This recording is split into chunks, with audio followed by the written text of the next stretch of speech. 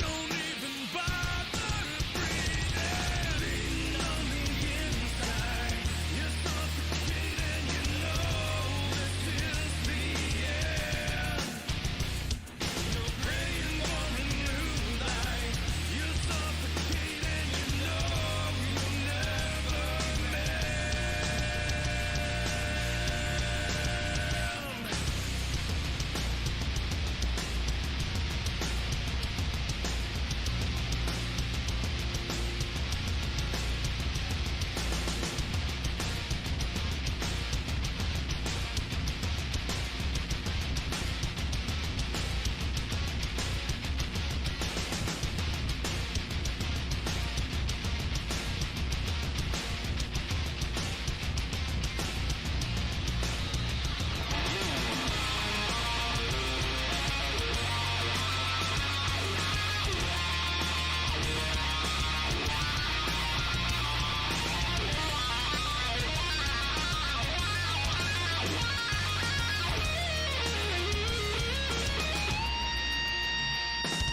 Lean on the inside. You're suffocating, you know this is the end. You're praying for a new life. You're suffocating, you know you'll never mend. Lean on the inside. Lean on the inside. You're suffocating,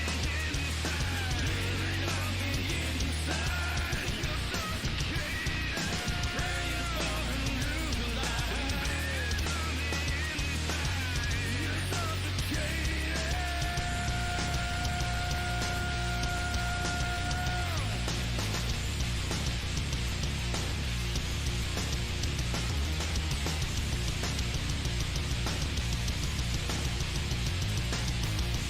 suffocating.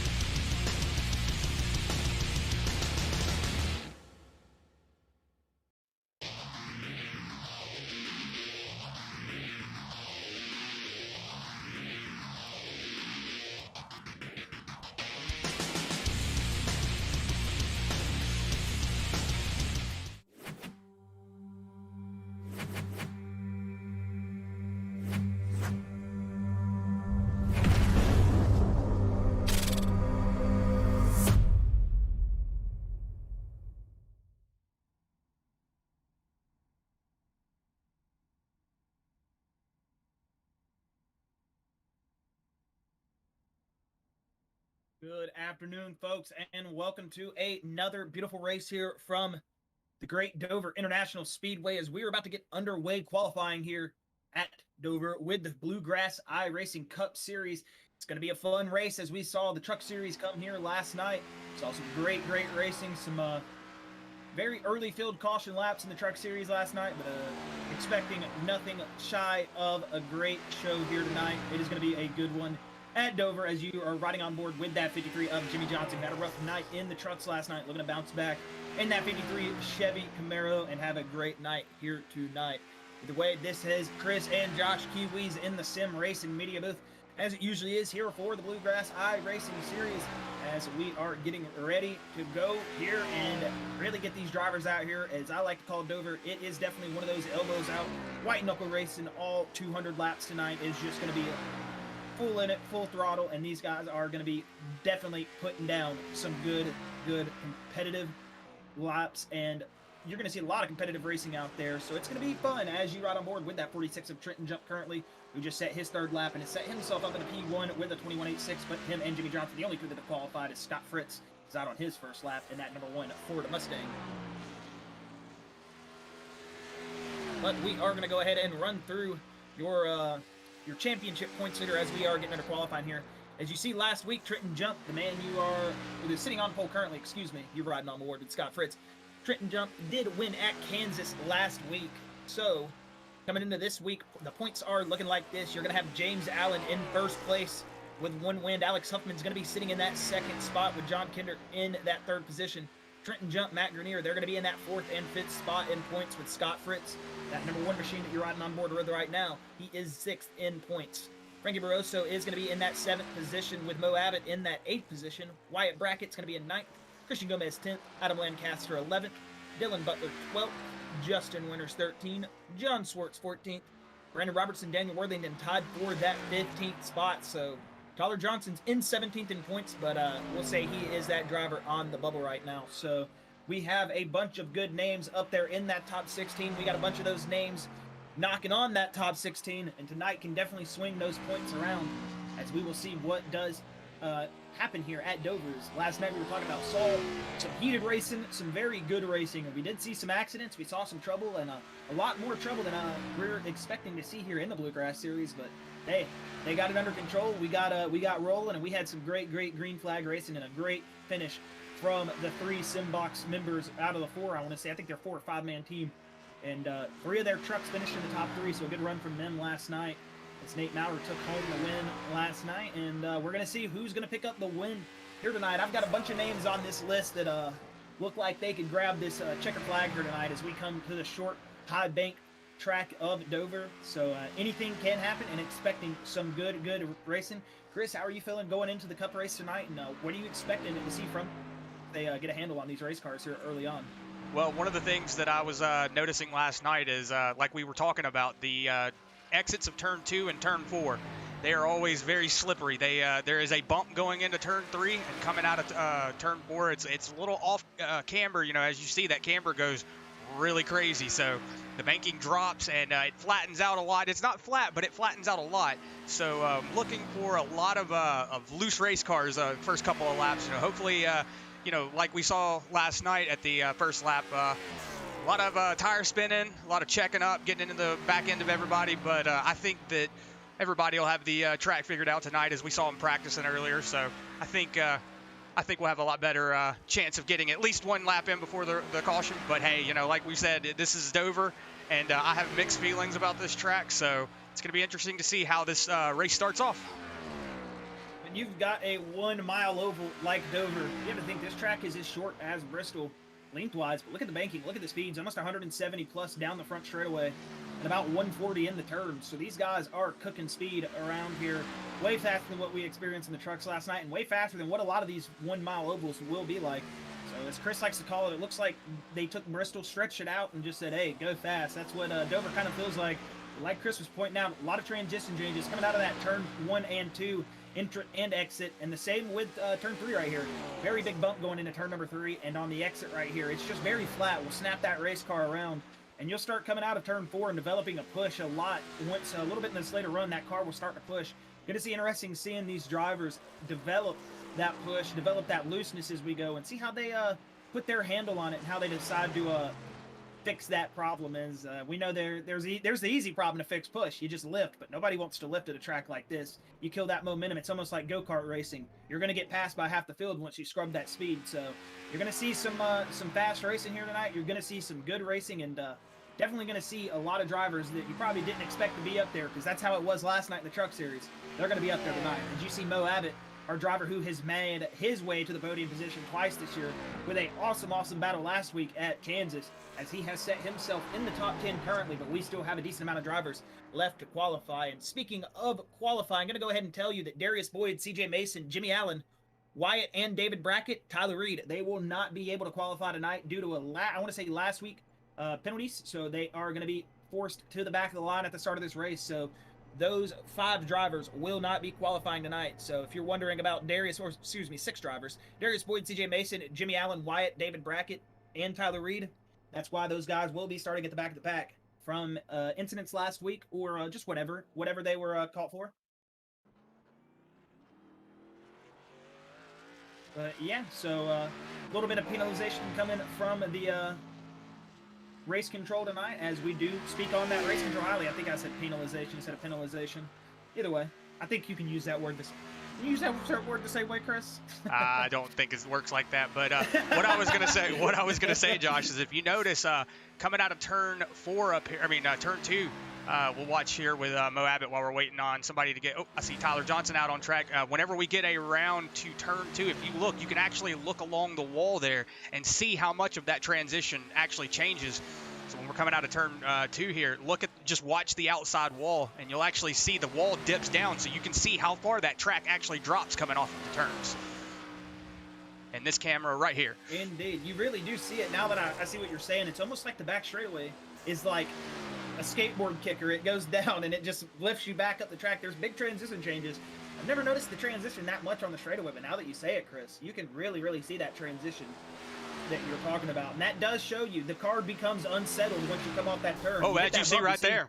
Well, that shows you Tyler Johnson. He just set the second fastest lap of the race with his first qualifying lap and then wrecked off a turn 2. So that just shows you think you have a handle here. And every time you get in that race car, you're trying to get that throttle down faster and faster, stay full throttle. And eventually you'll have something like that happen as you're right on board with that number 24, Casey Barlow, who is on his last lap right here to come grab the stripe. See if he can improve on his 22.17. And it looks like he is, 22.930. He's going to net himself in the top 5 currently. But like we said, still a couple fellow drivers left out there to qualify. We'll see how the qualifying does mix up as we have about 7 minutes left of qualifying. Yes, I think you are correct. And I just want to point out here, I'm on Kel Clifton. I just want to say, Kel, you have an awesome beard, man. As a man that has a beard, I can always appreciate a good beard. I just want to say I love that beard. Beard brothers unite. It doesn't look like we have anybody else on track here. So we'll just wait for somebody to pop up. But yeah, Josh, you can actually see it here looking at this camera down the front stretch as well. You do see there is a big transition change. So, it's from going somewhat transition to a transition. That is a big difference when it comes to, putting your foot down on the gas all the way, because this is one of those tracks, like you said earlier, I always call it a stretched out Bristol. It's just like they took the ends of it and just pulled it out a little bit and then just set it down. And then, the turns got a little less banked, but it's one of those tracks where Bristol, you can just pretty much put your foot to the floor all the time, and that's the same way it is with this track. It's just a lot of, you're wanting to go fast, but you can't go fast all the time. Indeed, it will, like I said, start to develop that push out of turn 2, out of turn 4. You'll see cars getting loose on entry because of how fast you got to get on the brakes. And when you get into turn 1, there is a little bit of a jump in. And if you're just trail braking in, it'll loosen that front end up, unsettle the rear end. It'll throw all that weight to the front, bring the rear end all the way around. So there is some things here at Dover, not only the racetrack, not only the drivers, but mentally you've got to be in the right headspace to get around here fast, and you've got to be hitting your marks, or you're not going to be setting a pace at Dover that's acceptable for leading this race, or really just fighting. This is one of those tracks, if you're not on your game, all the way through, you will fall off pace hard. So Dover is one of those tracks I enjoy really, really watching. I love seeing the racing here, whether it be real life in the sim, but on iRacing, it just seems like this track is just a different beast for the simulator. It's almost like there's a couple tracks that on the sim that really come out to bite me in the butt. That's Dover, this track, and I want to say those are probably the only two that I really, and Phoenix. Bristol is also a pain. I love Bristol, but I love Phoenix Bristol is too. Another one. Phoenix is another one of those tracks that you just can't get a grip on sometimes, and they're a little bit hard in the simulator. I mean, not saying that they're easier in real life, but they are very hard in the simulator to get a little bit of a grip of when you don't have as much of that car feel on some of your simulator setups. So you might not think the car's getting loose, and around that puppy goes. So a lot of driving with the eyes, a lot of seeing how the car's going to react and feeling that wheel. You're going to have to really feel the car settle in and to be able to get around here. So you are going to see some action, some slip and sliding, like Chris said earlier, which last night I know we had a 100-degree track temperature, and it was only 67 outside, up 2 degrees outside to 69 degrees. Nice. And it's 108 degrees at track Fahrenheit right now. The track is 108 degrees Fahrenheit, excuse me, as that is a very, very hot racetrack, and it should only get a little bit hotter as we go into the sim time of the race, because usually it'll raise up just a tad, qualifying, set back a couple hours in the sim time world. So we will see how this racetrack does heat up as you're right on board with that 26 of Jeremy Little. Also, want to point out, you have an awesome beard as well, Jeremy Little. With the Beard Brothers, got to unite. Also from Greenville, South Carolina. I know I've pointed this out, but you're not that far from us.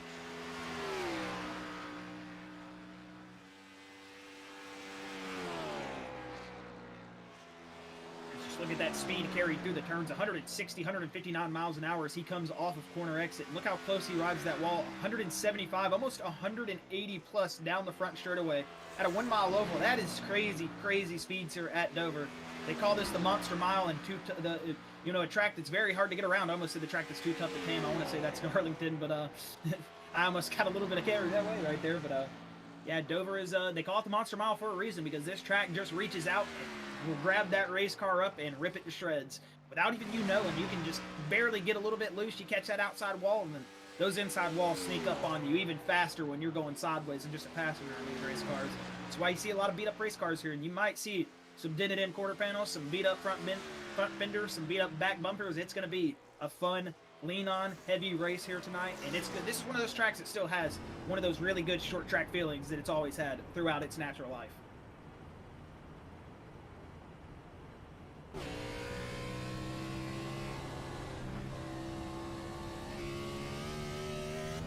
Let you get a lap in this gyro cam. You can really see the transition changes on the track right here, throwing it off into the turn. You see that bounce in the cockpit. You can't really see it that much in these cameras, but in the sim, trust me, you notice it. You feel it in the wheel.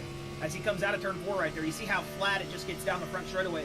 And right here, there's a bump throwing it in. If you're on that brakes just a little bit, it can get that rear end around, but very easy to get around into the entrance of turn is 1. As you see him getting loose, coming out of turn 2, and that, see how fast that wall came up? Looked like you were clearing it, but that 33 of Wyatt Brackett just showed us why. As he is one of the drivers that is EOL'd, so he wasn't technically out there to qualify 4 times, probably just getting out there to mess around right quick. So you saw that with Wyatt Brackett. As you're right on board here with Jonathan Swartz into that Chevy Silverado number 95, as he is going to set his lap. We will see what he can do here. Yeah, Jonathan, may the Swartz be with you. I said I would never say it again, but I just had to, because you can't say that last name without thinking about that movie. But we're going to see if he can set a good time here. Like that race car, the white on top, the black in the middle, the white on the bottom. It looks like a little bit of a reverse Oreo. I do love those two. That's just a very old school looking race car. Jonathan Swartz looks like he is going to take his qualifying run and put it back down. He might have messed up his setup, so he might have 1 lap to get it done here. We'll see. We'll see what Jonathan Swartz does decide to do. As you're right on board with Dylan Butler, who just set his 13th fastest lap at a 22.0. Let's see what he sets here. That's going to be a 22.01 from a 22.08, and that's going to put him all the way up into 10th place for 14th. So 4 spots off of 6/10. That just really shows you the time differences we have here tonight and how close the competition really is going to be around Dover. Yeah, I always used to say that this track is another word for a female dog. I will not say that word on stream, but it is one of those tracks that will absolutely wear you out. We've said it before, and we'll say it again. It is not a fun track to drive around, especially if you're tired. You know, I couldn't understand how these guys were able to run 500 miles on it back in the day, because, you know, you get in here in just a fixed race, and it just feels like a pain. As look, it is time, Chris. We have hit the race session. Qualifying is over. Go ahead and run through that grid as Trenton Jump is sitting on the pole. With, excuse me about that, I had race or driver chat mayor. Tyler Johnson is going to be sitting on that outside pole in that number 6. Christian Gomez in the 51. He is going to be lining up P3 behind that 46 of Trenton Jump. Scott Fritz sitting in that outside second row. He is going to be lining up P4. You're going to have Casey Barlow, Alex Huffman behind those 2 drivers in 5th and 6th place with Matt Grenier. Adam Lancaster lining up 7th and 8th. Jimmy Johnson's going to take that 9th position with Dylan Butler rounding out the top 10 in that number 96 Toyota Camry. It's going to be Jeremy Little in that 11th position with Christopher Blanchard in the 19 Mean Machine, as we always call it. He's going to be riding in that 12th position. Mo Abbott's going to be lined up 13th with Nicholas Noggle right behind him in the 14th position. Kel Clifton, John Pill in 15th and 16th with Bryce Hunter, Jonathan Swartz in that 17th and 18th position. It's going to be Justin Winters in that always clean 52 machine. He is going to be lining up 19th with Tyler Reed rounding out your top 20. It's going to be Darius Boyd in that 21st position. Jimmy Allen in that 16, sitting 22nd. Wyatt Brackett, 23rd. Frankie Barroso, 24th. With Robert Richards, Doug Mills sitting in that 25th and 26th position. You're going to have Brian Terry, David Brackett. They're going to be sitting in that 27th, 28th with C.J. Mason rounding out your field in that 29th. And I want to say, yes, Jerry Zadorsky is one of our drivers here tonight. I forget he's only race control for the trucks. He is going to be rounding out your field in that 30th position. And if I am wrong about that, then I will tell you. But I want to say Jerry Zadorsky does drive. Yes, he does, because he's in the pit lane right now, so he does drive in the Cup Series.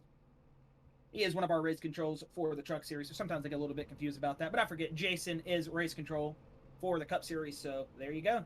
As that is your field here tonight for 200 laps around Dover, brought to you by Sim Racing Media. And this is the Bluegrass iRacing Cup Series. And if you're just now joining us on stream, thank you for joining us. I haven't said a hello to the fans yet. That's kind of weird, man. Hey, fans, how y'all doing? Go ahead and throw out your favorite drivers. Out there who you think's going to take early dominance of this race. Who's going to be that dominant driver on the track, as we are going to see some great racing. And we know we've got a lot of guys in the field right now that their names are going to be going all over the place here at the start as there is a lot of passing that's bound to happen here at Dover. You get hung up on that outside lane, that is a bad spot to be. As you see those tire marbles just from this blimp cam right here, you get up in those marbles just a little bit, you're riding that outside wall for the next 2 laps, trying to clean them tires off and scrub them to get them back up to speed. As the pace car does pull off, we're coming through turn number 2, and it's going to be Trenton Jump. It's going to be Tyler Johnson, 2 very fast race car drivers bringing us to the green here in about half a lap, as the iRacing pace car is going to bring them down the back straightaway.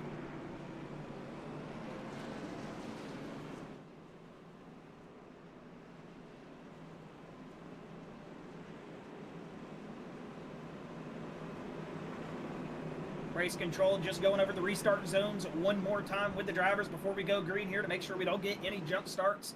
And this is going to be what I'm expecting, Chris, to be an awesome race. I love seeing these races at Dover, like I said. And that iRacing pace car is going to take that left turn, get onto pit road safely as they are pulling through turn number 3 and 4. The field making their way up to this green flag, as the green flag should be out in a second here. And there it goes, the green, green, green driver. Get on that loud pedal. We are going racing at Dover.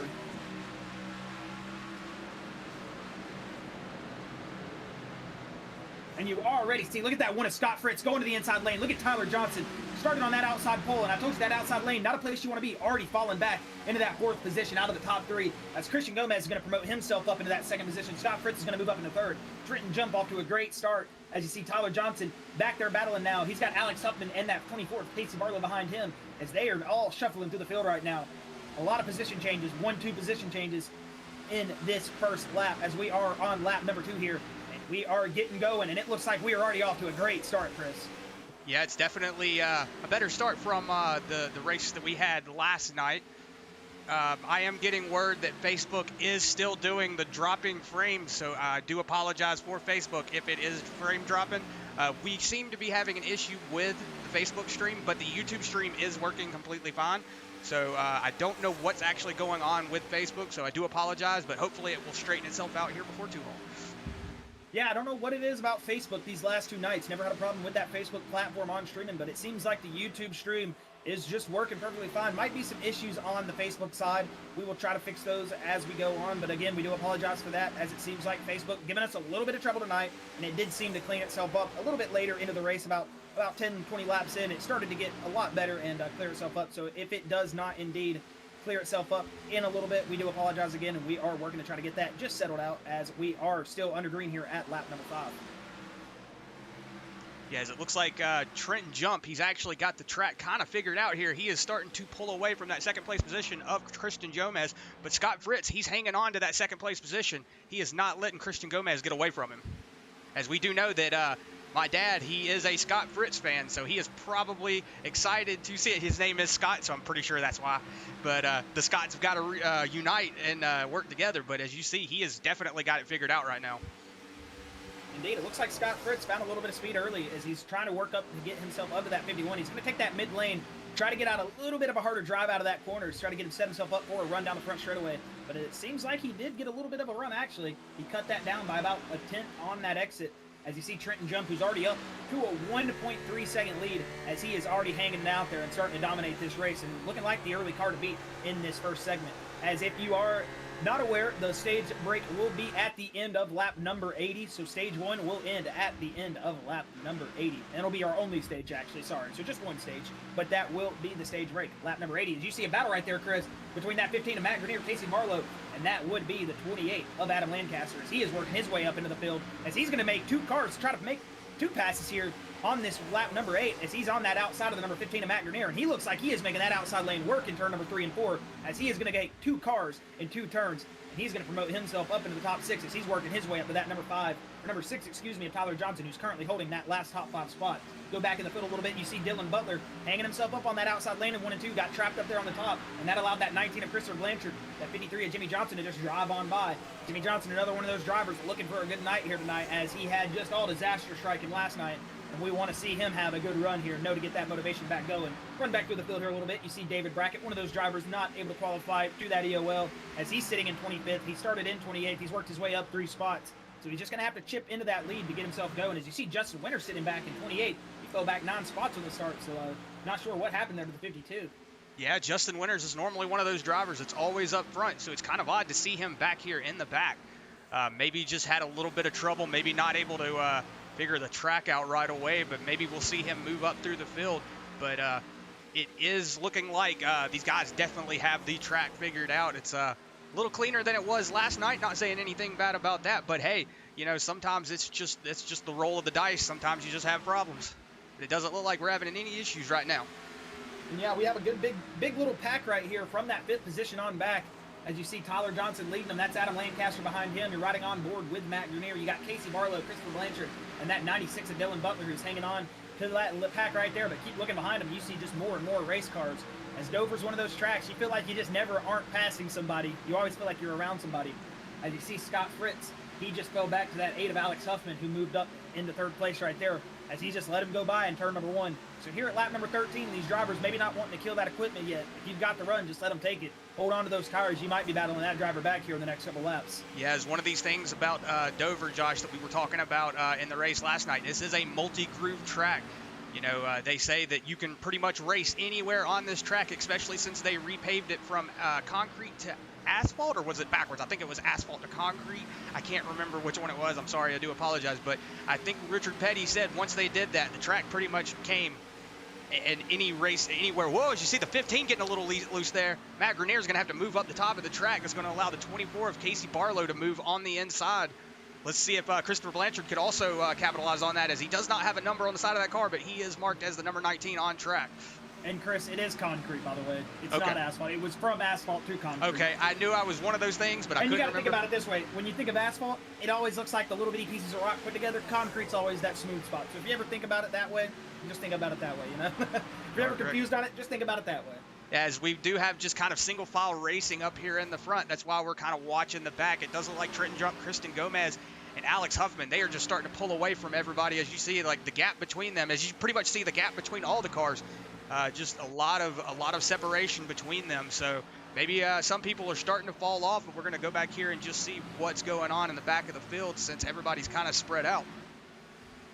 And Trenton Jump knows how to get it done at these smaller tracks. He won last week at the 1.5 mile oval of Kansas.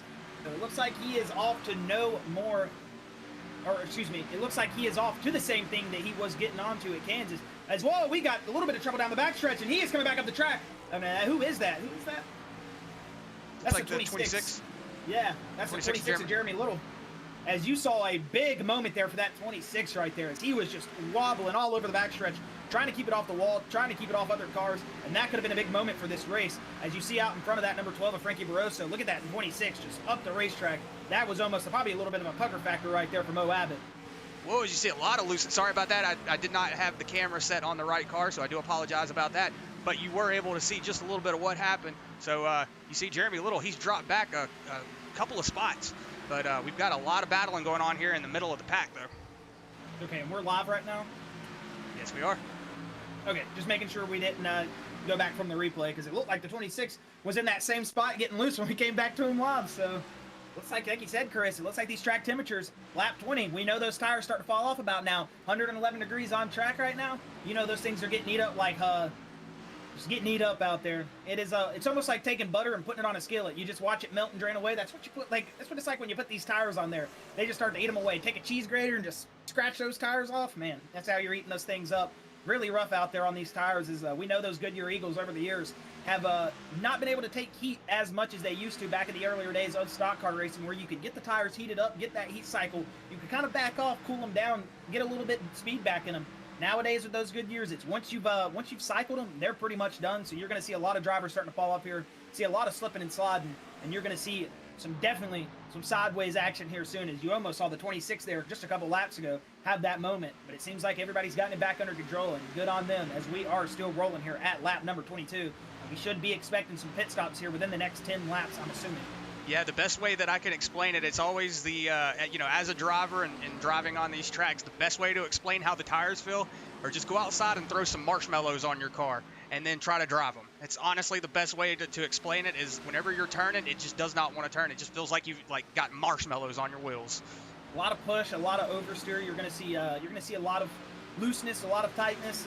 When these tires get worn out, the car will do whatever it feels like. It basically just makes up its own mind, and you just got to follow it. You've got to really get that. You got to find a remedy to those problems, and you got to understand what the car is doing to really get a grip on it. And only the great race car drivers can find speed under those conditions. And when you see a lot of guys out here still within tenths of each other, that just shows you the amount of talent we have out here in the field. And Chris, if you want to go back up board to Trenton Jump and look at that lead he has got on the field, he has got only a 7/10 gap on Christian Gomez. As it looks like that 51 starting to find speed, maybe a little bit of black traffic playing an issue to that as you see them putting a lap on that 13 of Brian Terry. That's actually the first car to go a lap down as you see him getting lapped now by the 51 of Christian Gomez. So that first car to go a lap down is Brian Terry. As you see Trenton Jump now starting to lose a little bit of that 2-second lead he had on the field as they are starting to pull up to him. You see Alex Huffman there in that number 8 Chevy Camaro. He is starting to pull up as well to put that 13 of Brian Terry a lap down. And he's starting to catch Christian Gomez as well, so it seems like this mid-pack, or this last spot to the podium position starting to catch up to that P1 spot as you've got still some hard racing here in the 9th and 10th position on back. Ooh, yeah. The 16 of Jimmy Allen, a little bit of looseness there. The car looked like it was about to snap over. Good save by the 16. Probably had to hop out of the gas, just give it a breath of throttle to just let it settle back down and get back into it. The 16 almost had a big moment there in that National Guard 16 Ford Mustang, because he's got Nicholas Noggle, our Canadian friend, all over the back bumper.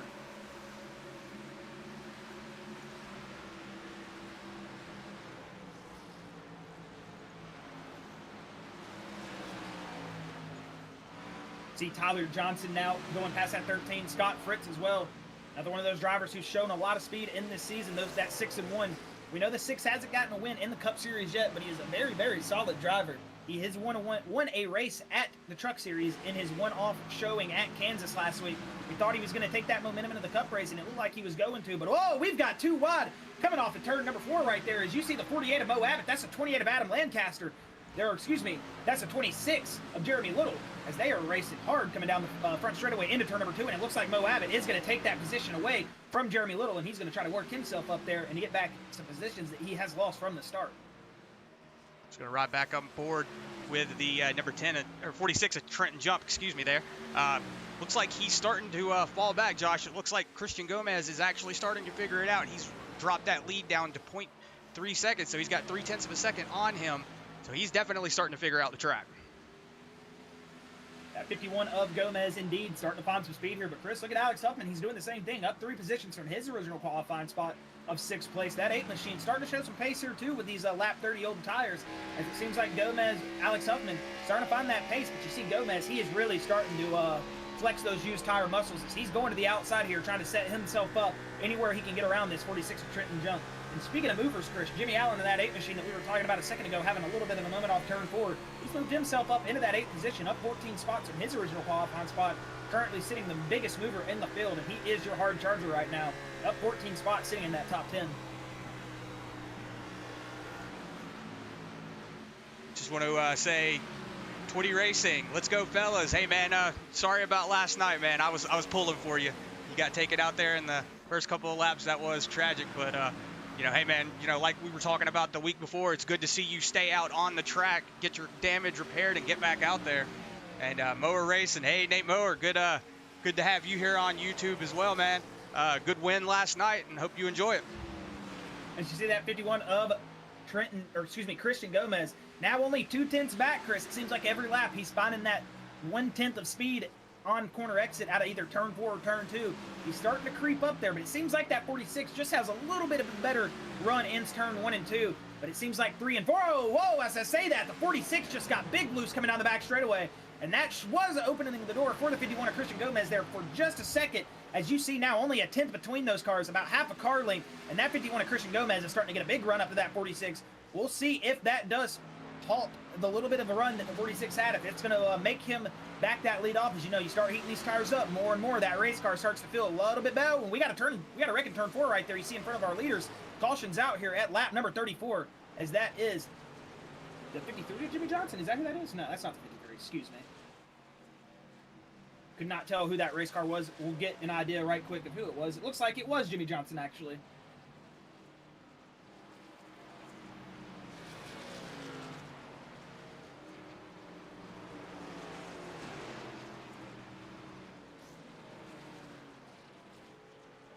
Yes, it looks like Jimmy Johnson went around there.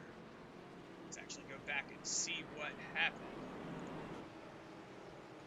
As yes, race control did just confirm it was just the 53, a single car accident. Looked like a racing incident. They said, whoa, yeah.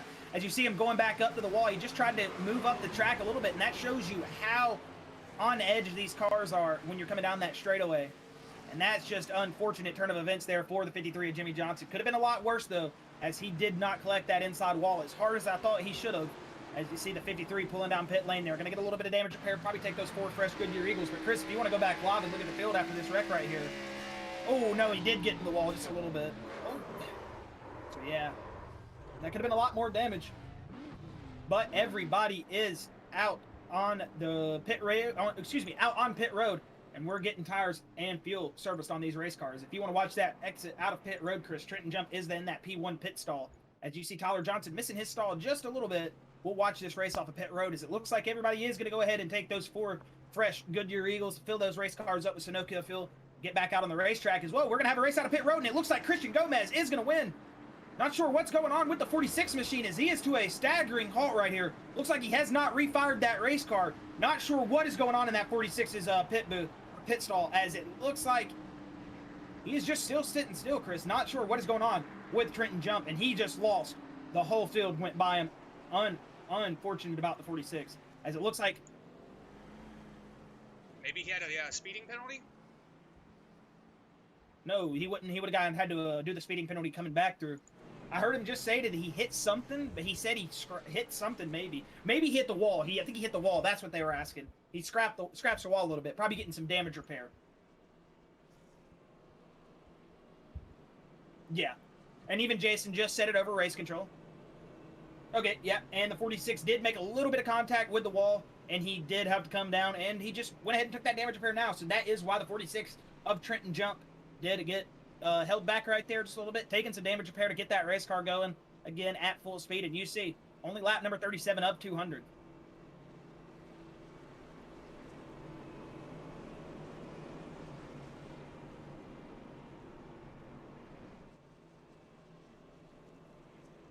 As it's going to be Christian Gomez controlling the field now on this restart. I'm interested to see if that 8 of Alex Huffman has anything for Christian Gomez on these fresh tires. Or if Tyler Johnson, Jimmy Allen, who is up 18 positions in that 16 machine, sitting right there in 4th position behind that 8 of Alex Huffman. You see him on the top of your screen. And yeah, that is that National Guard 16 who has made 18 positions up here in the first 37. Jimmy Allen's on a good little run right here in this early portion of the race. As we are just now getting going, it feels like we just started. We're already 37 laps into this thing. It is a great, great race.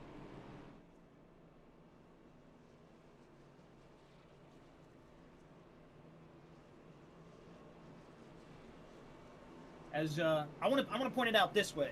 You do 40 laps here in fixed setup on trucks when you do come to Dover in the official fixed series for iRacing.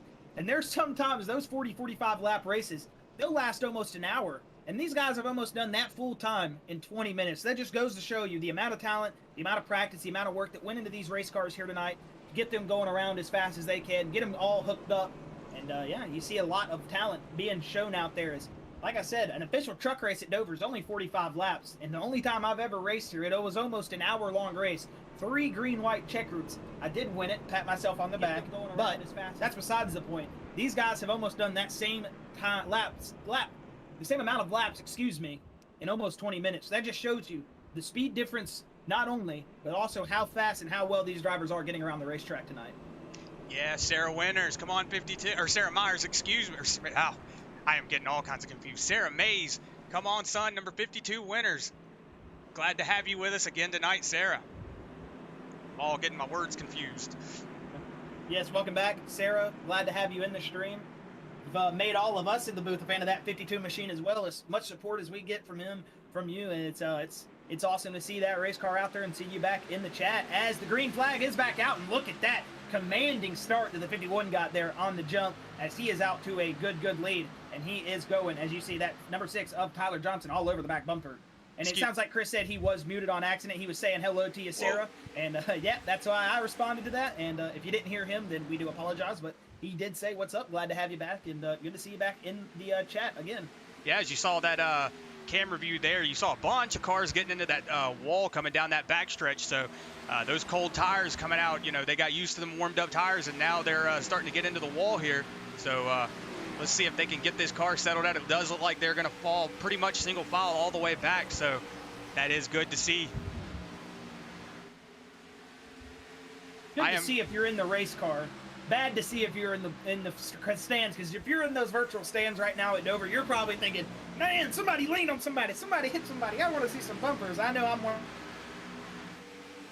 racing hard, but hey, when you get them out there in single file, they're really seeing what kind of real estate they can take. That just shows the patience that these drivers do have behind the wheel. It's good to know we don't got a bunch of Dale Earnhardt seniors out there trying to press that intimidator button on NASCAR 06, really trying to make it hard on their counterpart.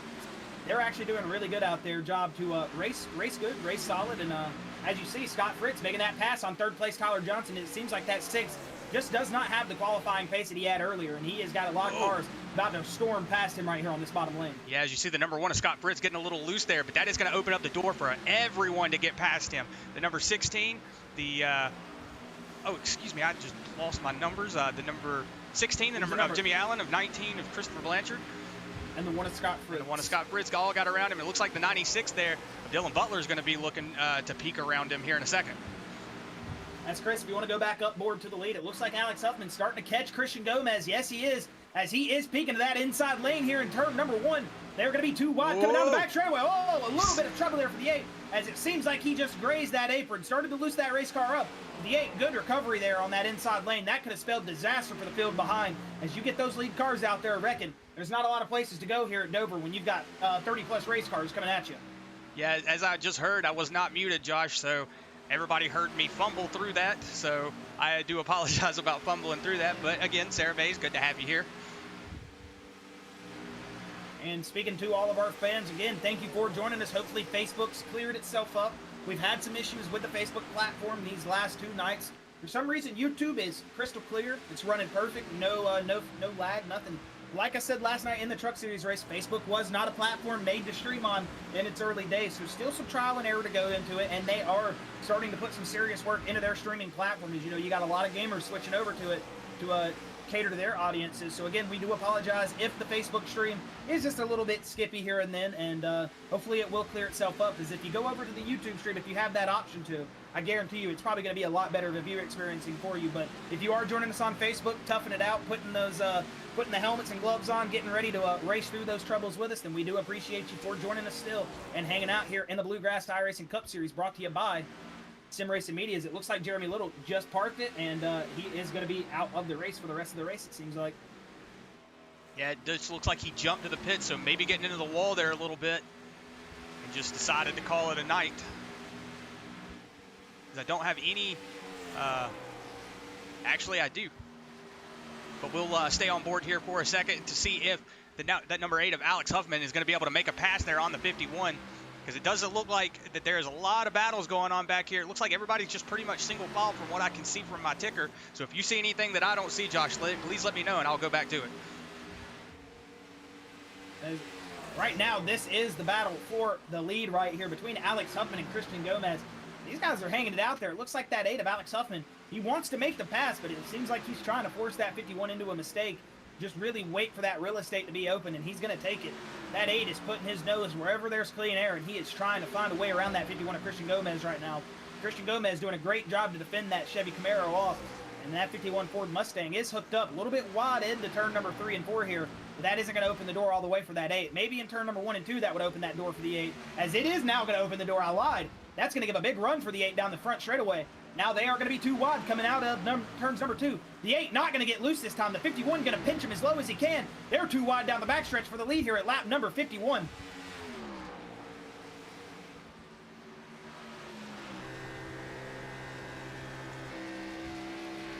As you saw that 8, Alex Huffman really hanged in on the quarter panel there for a second as he kind of got washed back a little bit. We're going to ride on this hood view as you see that 51 going high in turn number 1 and 2. You see that 8 really Kevin Harvick in that apron is what they call it. And whoa, a little bit of looseness there from the 51.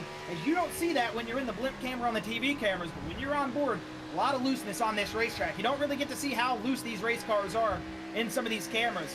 As you see, the 51 of Christian Gomez really had to get that car back under and put down some tire marks coming out on the backstretch.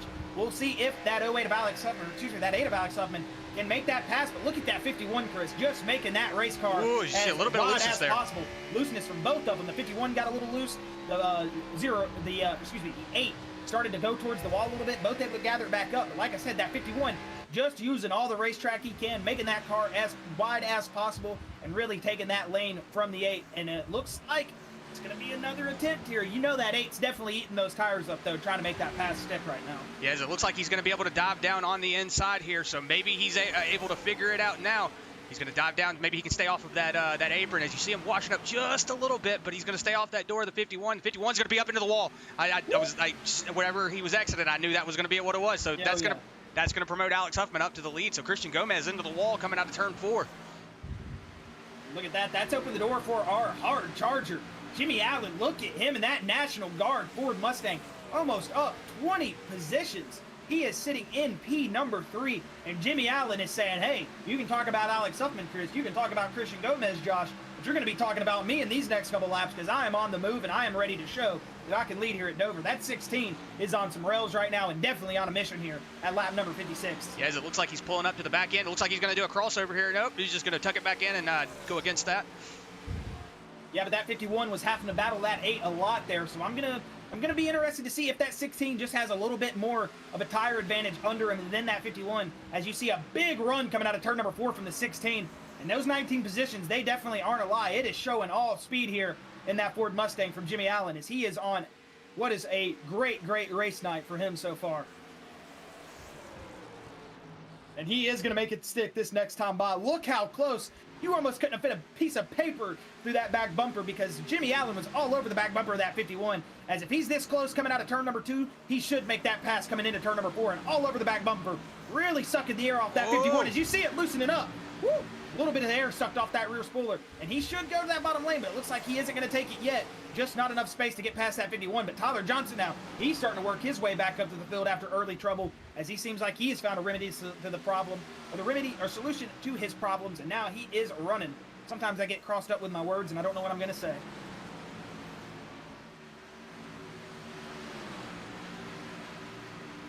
It looks like we have the president of the Brian Terry number 13 fan club watching and listening on YouTube, Stacy Johnson. Welcome to the stream. It's good to have you again. Man, I better get one of those cool pictures of Brian Terry if I sign up, sitting on the race car with his thumbs up. I want one of them 1980s styles fan club pictures. So if I sign up for the Brian Terry fan club, y'all better send me something. I'm just kidding. I'm just kidding. As you see, the 51 there making a move around. I believe that's the 1 or the 18, 118. That's the 18. That's 18 of Gary Jazorski. Whoa, it looks like the 16 almost gets up into the wall there. As you see that big bump going into turn number 1, that is exactly how it feels going into turn 3. So it's pretty much a carbon copy of it. Look at Tyler Johnson. He came to the outside there out of turn number 2, Chris. And it didn't work, but he was starting to make that run on the outside lane as it looked like the 16 just had a little bit of a moment coming through the middle of turn 2 as he was rolling through the center of the turn. Seemed like it just got out from under him for just a split second. That number 6 was able to capitalize on it. Almost made that pass on the outside lane.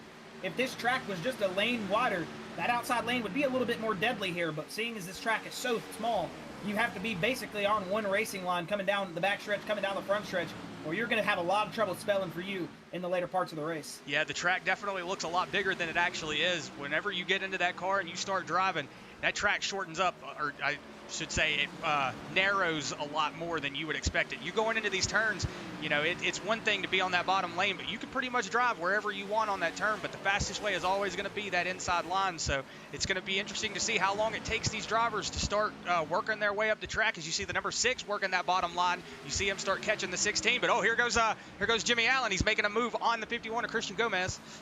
And you know, Alex Huffman has loved all of that, of these guys getting caught up behind that that 51 of Christian Gomez. But look, during all that battling, he was only able to get out to a 1 3/10 lead on Jimmy Allen and Tyler Johnson.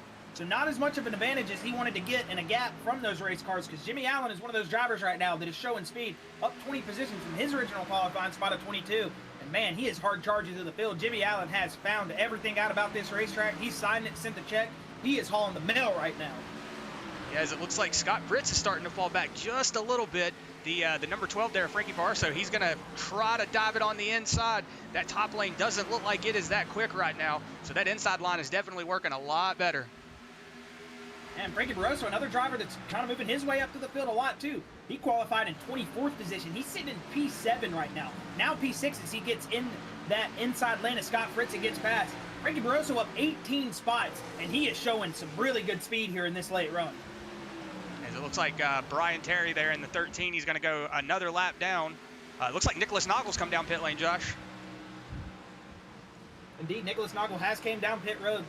As you see him getting his left side tires there. See if this opens up the door for some green flag pit stops here. As we did grab a caution around lap number 35. 33, 34, so that was getting close to those scheduled pit stops that I was thinking about. But the stage isn't the stage. The stage end is coming up quick, so maybe I believe it's lap 70. Did you say? Lap 80. Lap 80. 13. So yeah, so maybe he's trying to do a. Maybe he thinks a caution is going to come out, have a little bit of a race strategy there. As you see him pulling back out on the track, there is Nicholas Noggle. He was in, I believe, 6th position when he took that pit lane, so maybe he got into the wall there and just had to come down and do a little bit of damage repair. That could also be a possibility. Because for me, I wouldn't have, I don't know. I mean, you do have way different strategies out there in the race car, but me personally, I think it might have been just a little bit too early to maybe undercut that stage, as you would have probably seen it around in the next like 2 or 3 laps, around lap 72, lap 73, because we do know the pits do close 2 laps before the stage breaks, so you get to see these drivers kind of play that undercut strategy, maybe just a little bit earlier from Nicholas Noggle if he was trying to undercut that, but if it was just a scheduled pit stop, which is now it's starting to look like it is, because look, Scott Fritz is down pit road, Chris, and he's given up his position. He was up there. He was in like 6th, 7th spot. He is now falling back 20th, and he is still climbing down that leaderboard. And Scott Fritz in that number 1 Ford Mustang is down pit road.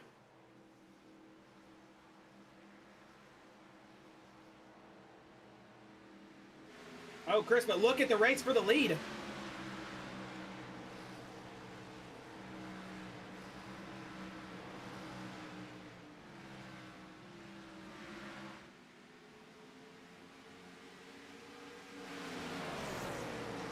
And it seems like Christian Gomez is going to come down pit road this time. My mic was somehow muted. I don't know how I got my mic muted, but it was, so I do apologize about that. But I was going to say, the 16 was diving it right down in there.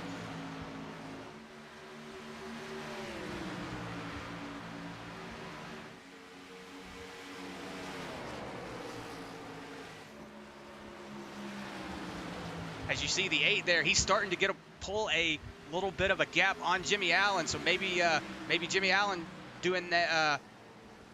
Doing his best impression, trying to catch up with that. Oh, as I say that, the 16 starting to get a massive run there on the 8 of Alex Huffman. So maybe Alex Huffman getting a little loose going into that turn.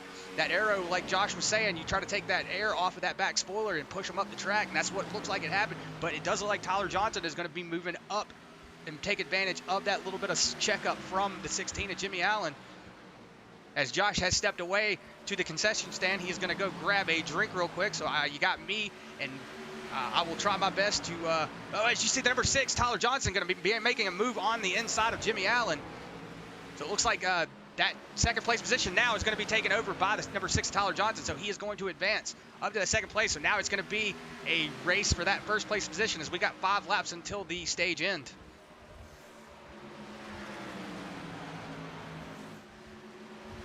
I'm out of breath, man. I just ran like 14 flights of stairs across this. Whew, I'm back, folks. Whew. As it looks like Tyler Johnson is going to be on that. Oh, Tyler Johnson takes the lead away from the number 8 of Alex Huffman. It looks like Jimmy Allen's coming down pit lane, Josh. Indeed, indeed. And we got Wyatt Brackett, Christopher Blanchard down pit road this time as well in their Kel Clifton's coming out. And we've got 4 laps to go until the stage break at the end of lap number 80. And you see Tyler Johnson, that number 6, promoted himself up into the lead. And you know, if you're in that Viagra machine right now, you are a happy man. No pun intended.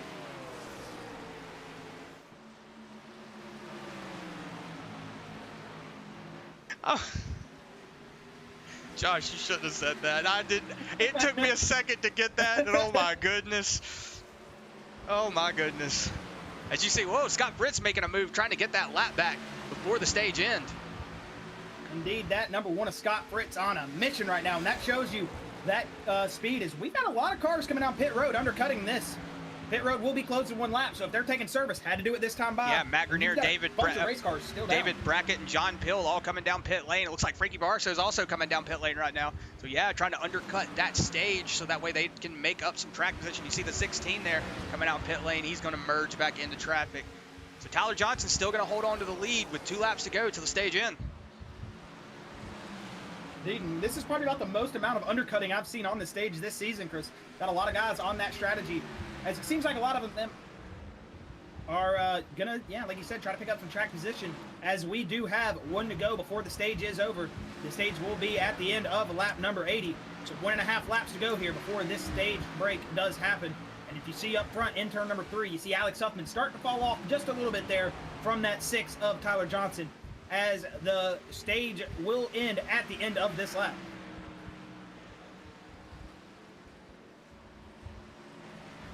As you see that, oh wait, a Nicholas Noggle, he works himself around the 8. Here comes Jimmy Allen on them fresh tires. He is cooking, and it looks like that 8 just surrendered that position to him. As it looks, oh, Alex Huffman's out of gas, man. No. So is Casey Barlow. Oh, we've got a lot of cars that are going to be under trouble in this caution period, Chris.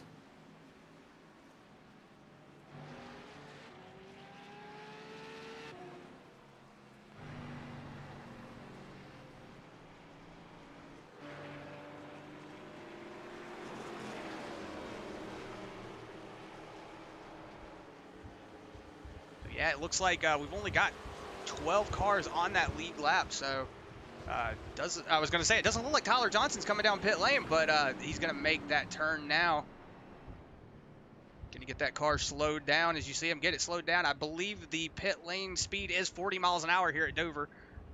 I thought it was 35. Is it over 40 or is it 35? I thought it was 35. Either way, we aren't worried about pit road speeds at this moment, as you're going to see your field did stay out for the stage come down pit road, as it is going to be Tyler Johnson taking that stage break victory. We will have a word with that number 6 once he gets done on pit road and gets himself back out on the track, Chris, if you want to go watch that race at the end of pit road.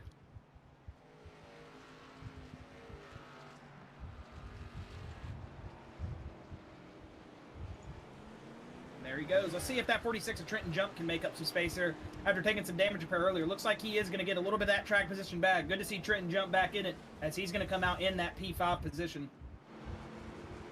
All right, and that is Tyler Johnson you are riding around the track with. Going to go ahead and have a word with your stage winner here in just a moment.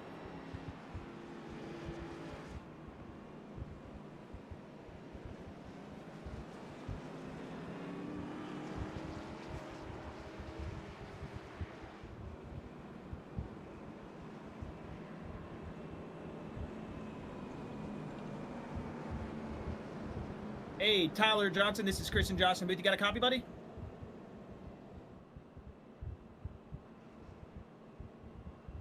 Tyler, this is Christian Johnson Booth. You got a copy, man? Oh, yeah, sorry. I got you guys. No. You're good. You're good.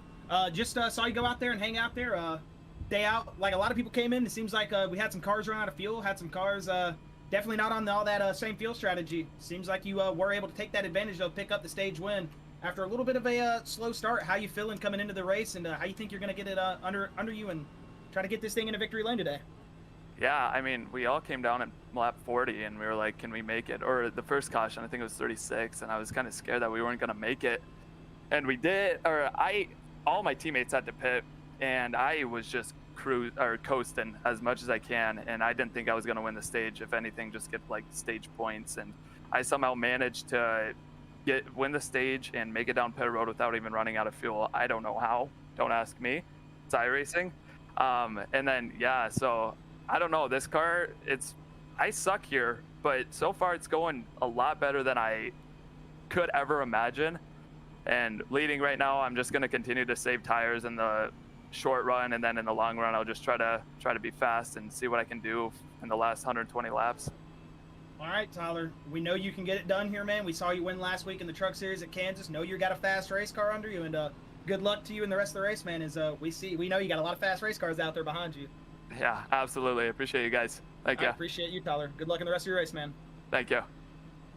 That was Tyler Johnson, your stage winner in that number 6 machine. We know that he has got a lot of speed. You see that helmet he's got on? He is a very... His helmet almost describes his driving style. Aggressive, and he'll eat you up if you give him the opportunity to. He will get past you, blow past you.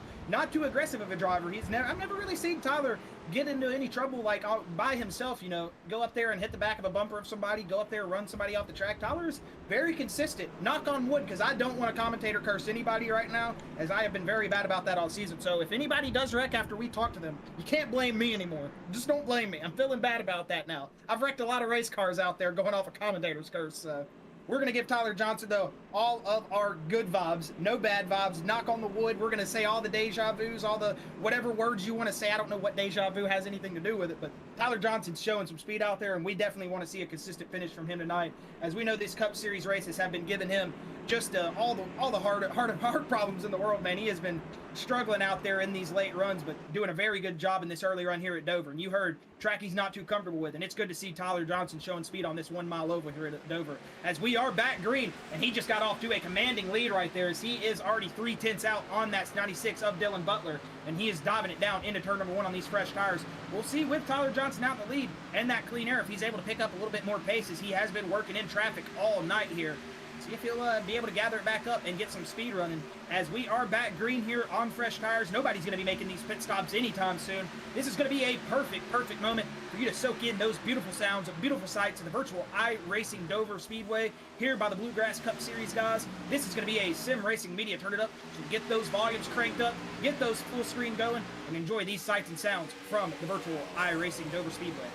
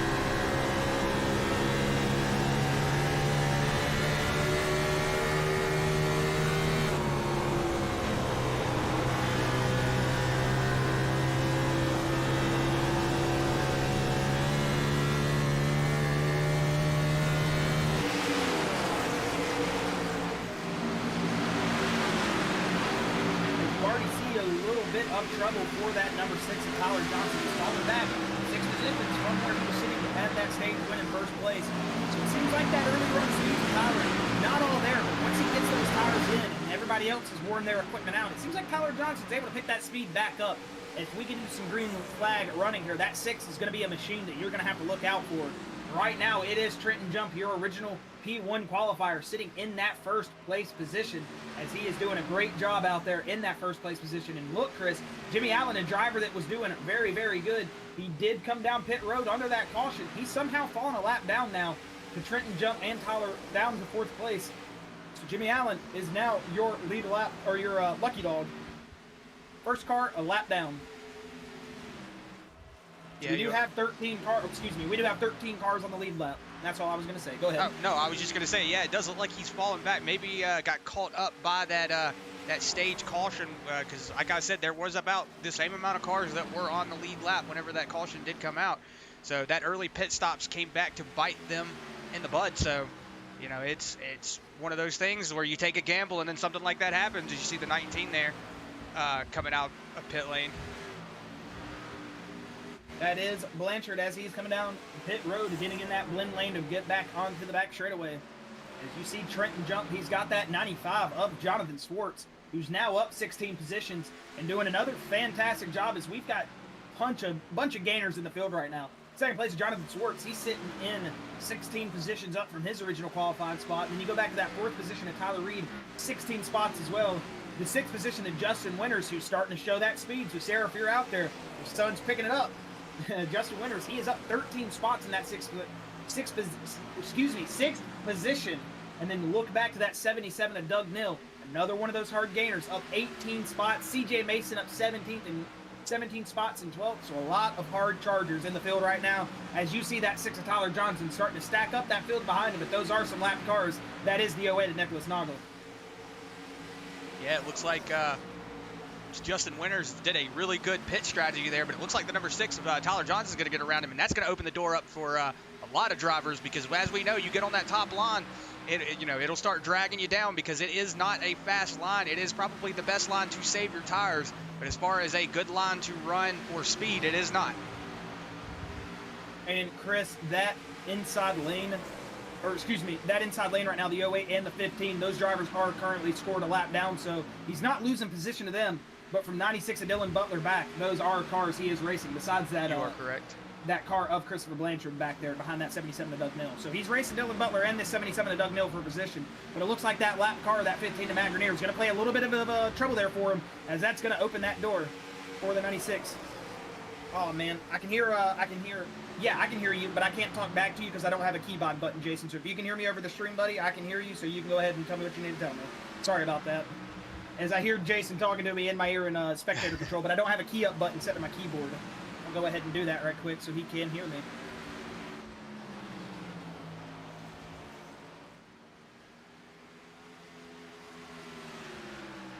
Yeah, as we're riding on board here with the 46 of Trenton Jump, it looks like he is starting to, as he's blinking there a little bit. So it looks like and thank you for that, Jason. Sorry, Chris. I did not mean to cut you off right there. I'm so sorry. Continue. Oh, I was just going to say, it looks like Trenton Jump was blinking there a little bit. It looks like the 95 there, Jonathan Swartz, was starting to catch him, but he had to check up there in the turn. Maybe saw that blink. I was like, whoa, I just need to get out of it a little bit. But it does look like the 46 of Trenton Jump is starting to pull away from the 95. And as I say that, it's like the gap just keeps getting smaller and smaller. But what were you saying, Josh? Scar?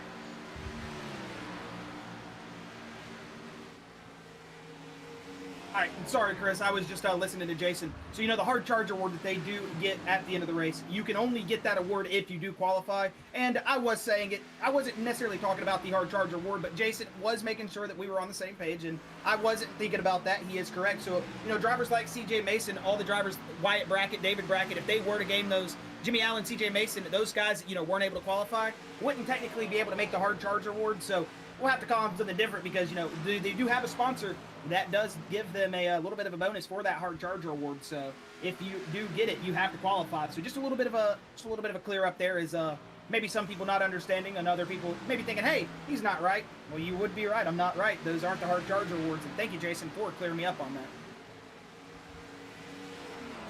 Yes, thank you, Jason. It's always good to have a little bit of information in your ear so that way we can know what's going on. Because sometimes we do we do say some things that we probably don't know a lot about, but you know, that just comes with the territory. I mean, we are trying our best to get all the information that we can to you as correctly as we can. So we do apologize for that. But hey, thank you, Jason. Thanks for looking out for us. As you see, Trenton Jump and Jonathan Swartz, they are still on a battle right now, and it looks like they're starting to pull away from Adam Lancaster because they are 2.5 seconds up. He actually has a 3-second gap on Trenton Jump has a 3-second gap on Adam Lancaster, excuse me. So yeah, they are starting to pull away from the front, or the third place position, excuse me.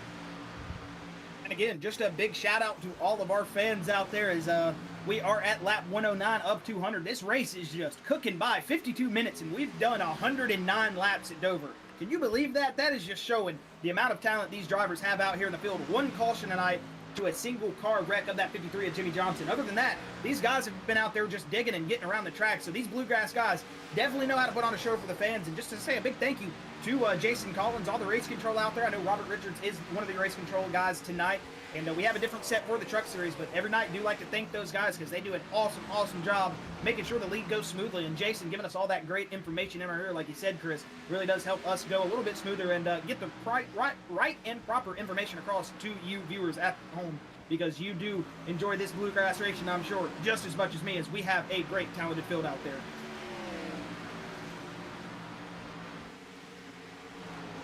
Yes, we do. Thank you for tuning in with us and spending your Wednesday night with the SRM group and the Bluegrass group. You know, we always look forward to this Tuesday and Wednesday because these Bluegrass drivers, they are definitely very good drivers, and it's always a pleasure to sit here and call these races. I like to say that, you know, they always say if you have fun with what you do, it's not a job. Well, that is true, because me and Josh, we do have a lot of fun doing this, and you know, it doesn't even feel like work. We're just sitting here talking, you know. So, you know, again, we always throw out the thanks to the Bluegrass group for letting us be a part of their league, you know, but we always say we couldn't do it without them.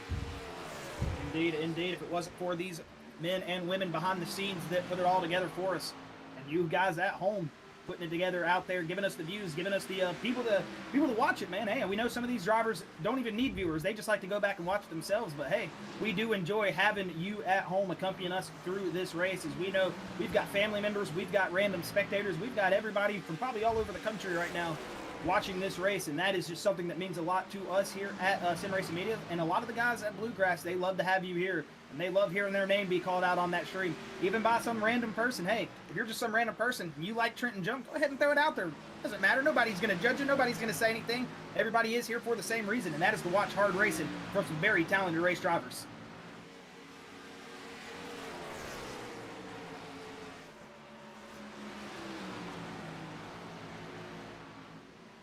As it looks like Jeremiah Hobbs is also one of our race control guys. And sorry, forgot to say a big shout out to Jeremiah. As we know, that's another man that is very fast. Unfortunate for him in the truck race last night as he got pulled out by the unfortunate amount of pit strategy that was just getting changed up through the race. But Jeremiah Hobbs, another one of those guys that is very speedy in the Bluegrass trucks, another league that you don't want to miss here on the Sim Racing Media platform. So they are good drivers over there in the trucks, good drivers over here in the cups. And shout out to Jeremiah Hobbs, another one of those guys doing a big job up there in the booth, making sure this race goes smoothly. As you see Scott Fritz in that number 1 machine who pitted about lap 111, he is making his way back up to the field, getting back on the lead lap. And Chris, look on pit road, you've got Justin Winters, you've got John Pilt, and I just heard Kel Clifton wave that hand, call out on the radio saying, I'm pulling down. That 50 is getting ready to come down pit road, as it looks like we are getting ready for our 3rd pit stop cycle of the race.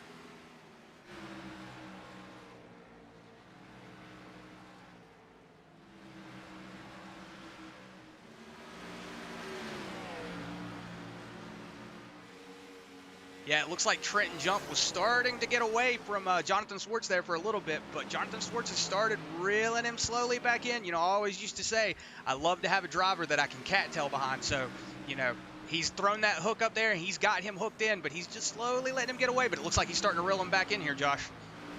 Yeah, he has set the pace in that 46 machine. That 95 has definitely set himself in a position that if anything was to happen in that 46, just a little bit of looseness caught up behind the wrong lap car at the wrong time, that 95 is ready to pounce and ready to take that pass. But I'm sure with these green flag pit stop cycles coming up any moment now from some wreck in turn 3, I heard Alex Huffman just called it out.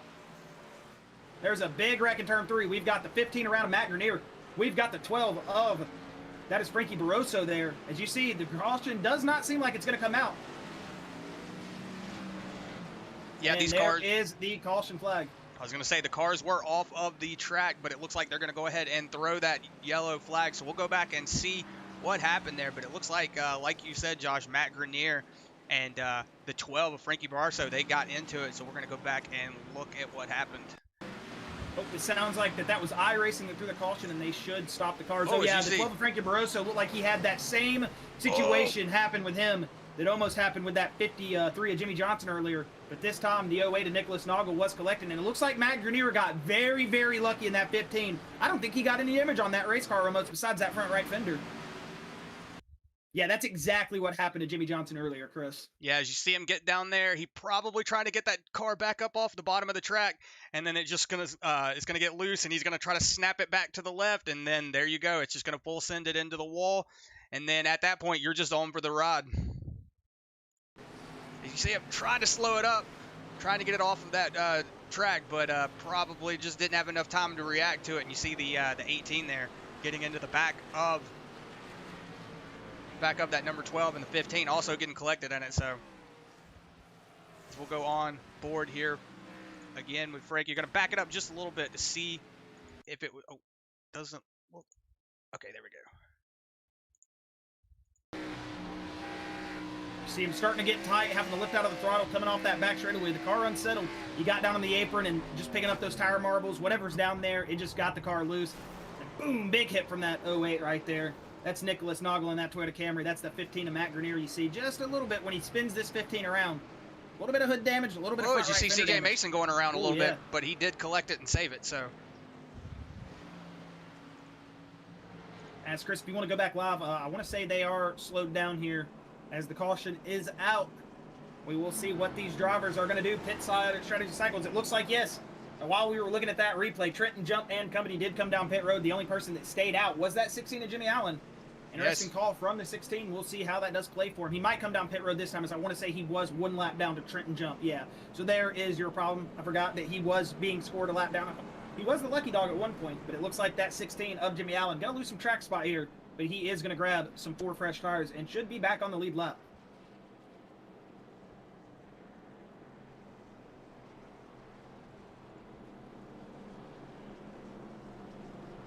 You see Darius Board in that DoorDash number 10 Toyota Camry. He pulls into his pit stall. Got Jimmy Allen right behind him as that Toyota Camry crew goes to work on that DoorDash machine.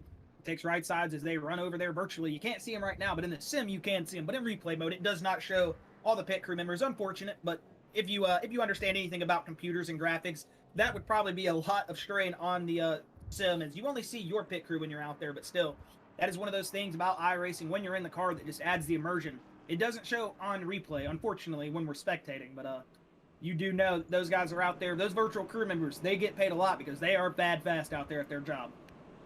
yeah, most pit stops are about 13 seconds, so you can just imagine how fast that is. Next year we will get to see even faster pit stops whenever they go to the single lug wheels. But right now we still have those 5 pattern star lugs, so that's going to take 13 seconds. But I would be very interesting to see how quick pit stops are next year. I still should be about the same because you're never going to get the fuel to go in faster. They've tried for years to figure out how to get that fuel to go in the tank. It's still going to be about 13-second stops, but the tires are going to get done about a good couple seconds faster.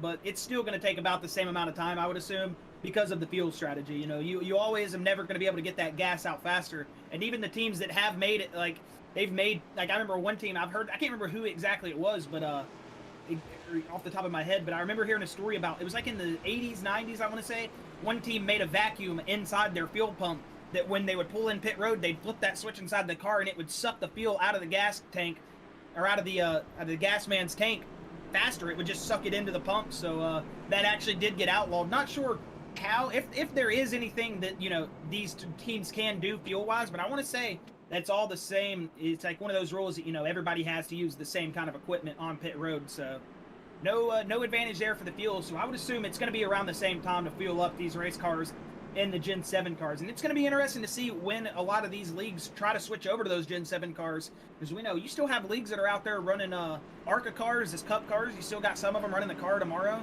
Going to be interesting to see when those iRacing leagues decide to switch over to those single lugs Gen 7 Bs, because they are agile and they can get around the tracks very fast. A lot of mechanical grip on those cars. But enough about those. We are back to green flag racing here as Trenton Jumps, Jonathan Swartz are back out to the lead. And look at Trenton Jump, as we like to say, got out to a good jump there. He's off to a commanding start, and he is taking this field out to a 3/10 lead. And we'll see how he can expand that lead, or if Jonathan Swartz is going to do what he did all last run and just paint that 95 all over the back bumper of that 46. As we go back just a little bit and see Tyler Johnson here, he is behind that number 14 of Tyler Reed, a driver that we haven't had the opportunity to talk too much about up here in the top 5 this year. And it seems like here at Dover, that 14 machine is finding a little bit of speed. He's about to net himself up into the top 5 if he was able to get past that 96 of Dylan Butler. But it looks like that 6 of Tyler Johnson starting to find some pace here and really run up to that back bumper. As you see Mo Abbott in that 48 behind him, a little bit of rear end damage from earlier contact on the starting places of the race. But it seems like that 48, he doesn't care about that rear end damage. He's probably thinking, take me out there in a roll cage and I'll go. Yeah, I'm getting word on chat. Mauer Racing, poor Noggle gets taken out every race. And then he also said he's the Noggle that Twitty Racing said, Nate, I feel his pain. And the Mower said, you're the Noggle of the truck series. So I hate to be making a joke at y'all's expense, guys, but I will say, Twitty, you do get taken out a lot, man. And I always love to see your truck because I am a big Bob Marley fan. So anytime I get to see any kind of Rasta-colored truck, it's always my greatest. So, you know, I do apologize. I'm not trying to make fun of you there. So it is tragic, but you know, hey, that comes with the territory of racing. Hey, you know, Twitty, every time before he gets off iRacing, he turns on, don't worry about a thing. He's just sitting there thinking, man, I'm going out there next race and wrecking him. And then he listens to some Bob Marley and thinks, man, never mind. I'm just going to get out there and run. He's going to win one of these things these days. We got some faith in you, Twitty. Keep your head down, baby. You're going to keep running hard. As we get back going here, still lap 130. We have about 71 laps until we get it done here. Jonathan Swartz starting to fall off a little bit. 6/10 back from that 46 of Trenton Jump. And if you look, a second and 2/10 off of this 95, 95 is the 51 of Christian Gomez. And then about 5/10 back from him is that 28 of Adam Lancaster. So we're starting to see a little bit of separation here, Chris, in the top 5 as we've got a bunch of different names up there for the first time tonight. As you see Adam Lancaster in that 28, the driver that's been showing some speed here in the early portions of the race. He's starting to pick it up here. He's netted himself in that 4th place spot. 4th place is up from his original qualifying spot of 8. Good to see Adam Lancaster with a good little run here tonight at Dover. Go back to Dylan Butler in that 96, another driver who is either very fast or has a lot of trouble come his way. That 96 has been caught up in a lot of stuff this year, but he is always out here putting on a good race. Good to see that 96 in that 5th position and expecting a good finish from him tonight. As you see Tyler Reed, another one of our Canadian friends right there, up 14 spots in that 6th position. Qualified 20th now in that top 6. It's good to see him running up there. As you see Tyler Johnson peeking to the outside, and Mo Abbott and that 77 of Doug Mill, they're all back there. But you look at that number 19, he doesn't get a hard charge reward because he was EOL'd at the start of the race, didn't get that qualifying position. But, excuse me, choked on my own breath. But CJ Mason is starting to pick up some space, and he is up 19 spots in that number 10 position. Yeah, as I hear Josh in there having a cough attack, choking on his own breath. Yeah, we're going to go back up here to Trenton Jump as he's starting to get a lead on Jonathan Swartz. Almost got 0.6 of a second up on him now. Last I looked, he was up 0.3, so now he's up 0.6. So he's starting to pull away from that number 2 position of Jonathan Swartz. But Christian Gomez, he's not letting him get away. He's still hanging in here trying to catch that pace of the 2nd place position. But it is kind of hard on these mile tracks to catch somebody. You know, we were saying, you know, like you think about it, a half a second doesn't seem like a lot, Josh, but that's an eternity on a track. Chris, I guess you can just say these Bluegrass guys take my breath away because I'm over here choking on air, man. Trenton Jump out in the lead. He is doing just an excellent job. And Jonathan Swartz starting to get that lead chipped into a little bit. He's about 5/10 back now, just a couple car lengths away from that 46 of Trenton Jump. Jonathan Swartz, another one of those drivers, doing a big job right now. Up 16 spots from his qualifying spot of 18. And he's looking good, man. It's good to see Jonathan Swartz finally get out here and show some raw pace. As like we said, any given week, any of these drivers can be up in the front. And it's just showing again this week as you've got Trenton Jump, Christian Gomez, Jonathan Swartz, all these guys up here. Well, Trenton Jump has won a race. So besides him, all these other guys up in the front, some of them haven't won. Some of them haven't had the best runs. Some of them been caught up in the stuff. Good to see them all out here getting a great run here at Dover, and we've got some hard racing here. It's good to see everybody get those race cars under them and just put on a show for all of us at home and up here in the booth. Yeah, let's see if Jonathan Swartz can take advantage of this lap traffic that Trenton Jump's starting to pull up to. As you see, the gap starting to slowly close down. He was almost up 6/10 of a second. Now he's cut it down to 4/10. So he is starting to find a little bit of pace. As you see the 15 of Matt Grenier going down pit lane right now. Probably going to go take some damage assessment because he is kind of beat up from that wreck that brought out the last caution. As you see the 19 of Christopher Blanchard pulling down pit lane.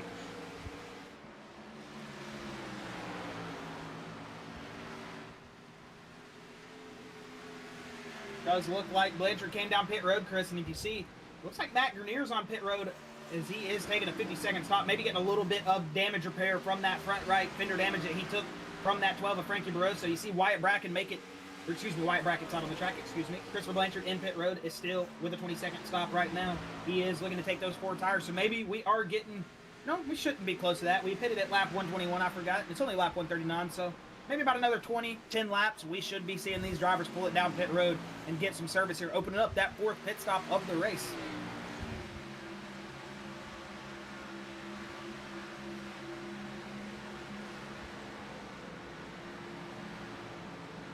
See Tyler Johnson hanging out. He's still trying to gain what he lost off that last restart.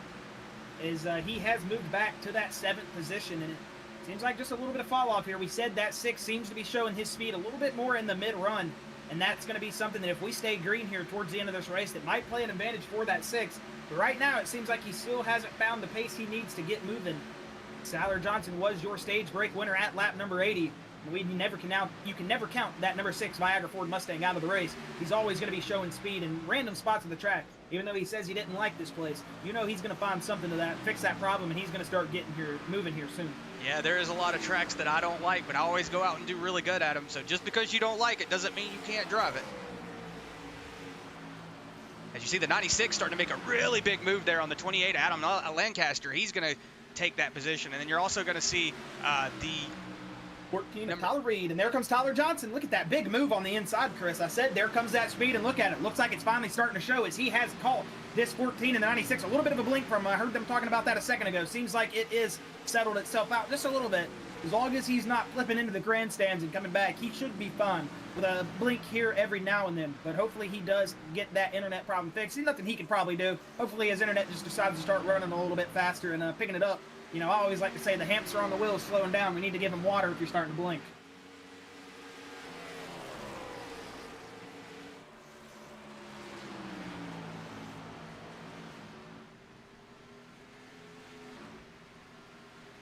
As it looks like Trenton Jump and Jonathan Swartz, they are still just going to chill up here by themselves. Just going to be the only 2 cars up here.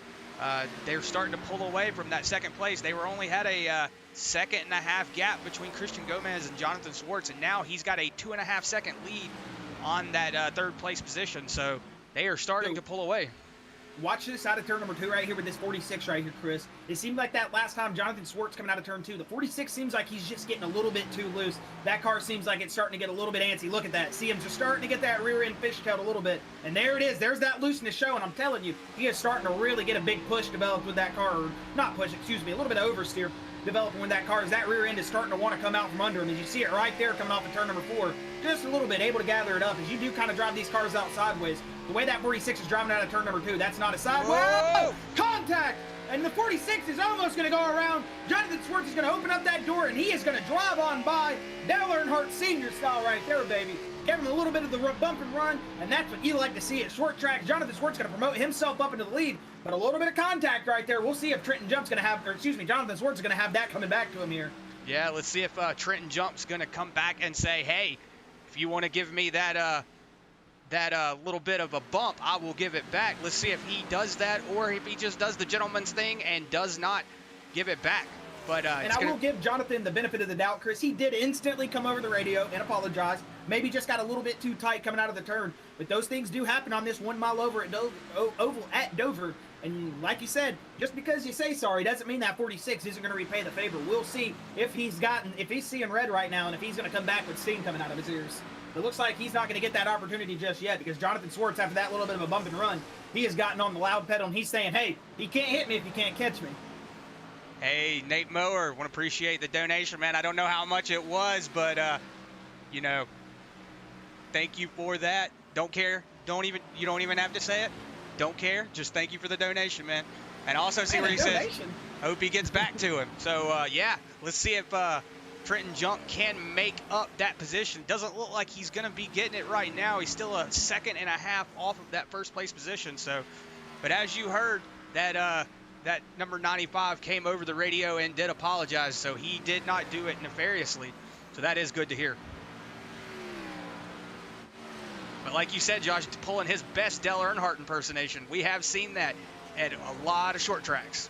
This isn't a short track, but we have seen it at a lot of short tracks. Because it looks like David Brackett, Matt Grenier, Nicholas Noggle, and Frankie Bararso are going to come. Oh, I say that, and they're down pit lane a long time. So looks like David Brackett's actually pulling out. You do know a 1 mile speedway is a short track. Oh, well, 1.5 mile is a speedway. Then I stand corrected. I do apologize.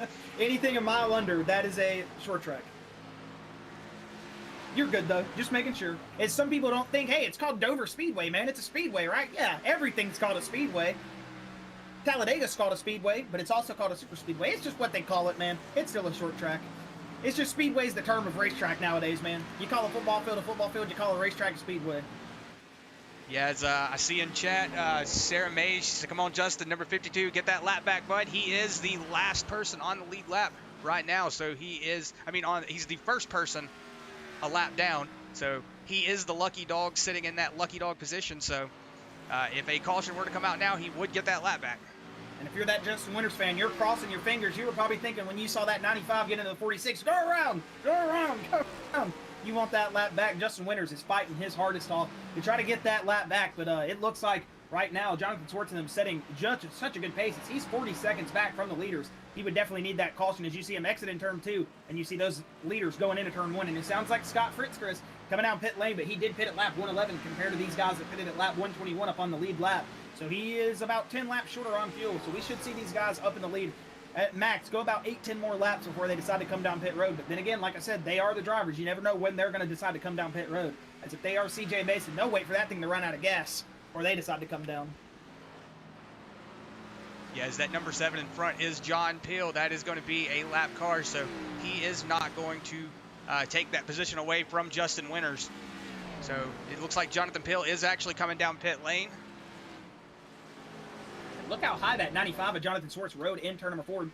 Yes, he was probably just letting that lap car get as much space as he can, but hey, he just ran that top lane. And, you know, that will save tires just a little bit, but here in this late of the run as we are in, I'm assuming those tires are probably finished. So it's going to be interesting to see as Trenton Jump. Seems like he was starting to get a little bit of a gap back to him, but now that Jonathan doesn't have that lap car to worry about, he's starting to expand that gap just a little bit more.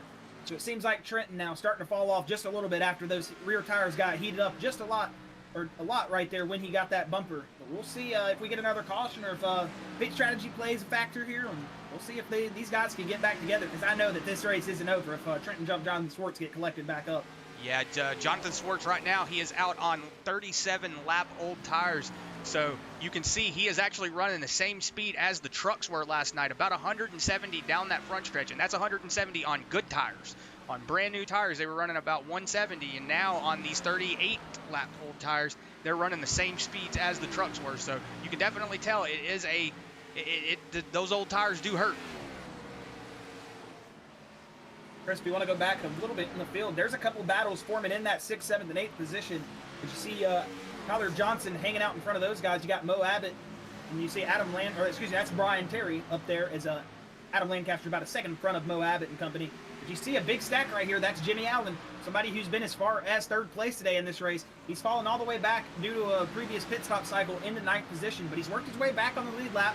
That 16 is still showing speed as he is all over the quarter panel of Mo Abbott. And you see Doug Mill and company behind him. We'll see if that outside lane's going to open the door for Doug Mill to get up here and try to make a pass in turn 1 or 2. It looks like that Mo Abbott's going to be able to shut that door if he's able to move down. And see, yep, he is going to clear that 77 for the moment. We'll see if Mo Abbott's starting to lose some speed or if we just got some fast race cars coming through. And it looks like there's a little bit of rear end damage there on Mo Abbott. Now, with this track being as small as it is, you're not going to really worry about the aerodynamics on it aren't really as important, but you know you do need a draft. So you know, if you get into that draft, you can go a little faster, but As you see, Mo Abbott's starting to pull away there from the 77 of Doug Neal. And it sounds like Christian Gomez, your third place runner currently in that 51, is calling pit road. Jimmy Allen as well, Chris. So it seems like we're starting to get into that fourth pit cycle of the race. As Christian Gomez, Bryce Hunter, and the 16 of Jimmy Allen, they're all making their way down pit road this lap by. Jonathan Swartz, your leader, will be coming down on lap 163 here. So is Dylan Butler, currently sitting in that third. And man, I could just call out everybody on the race right now because everybody's coming over the radio right now. This time. So we got a lot of drivers. Whoa, Jonathan Swartz. That's going to be a little bit of a time loss if some drivers are able to get in a little bit faster than him. As you know, every little second counts, and look how close now Trenton Jump is to Jonathan Swartz, as he was about a second. Whoa, we got a wreck coming into the pits. It was Mo Abbott. That is Mo Abbott. You see the 77 of Doug Neal able to keep it clean there. That is the 50 of Kel Clifton that got into the back of Mo Abbott, who is currently scored a couple laps down. So unfortunate there from Kel Clifton, but we'll see what happened right here.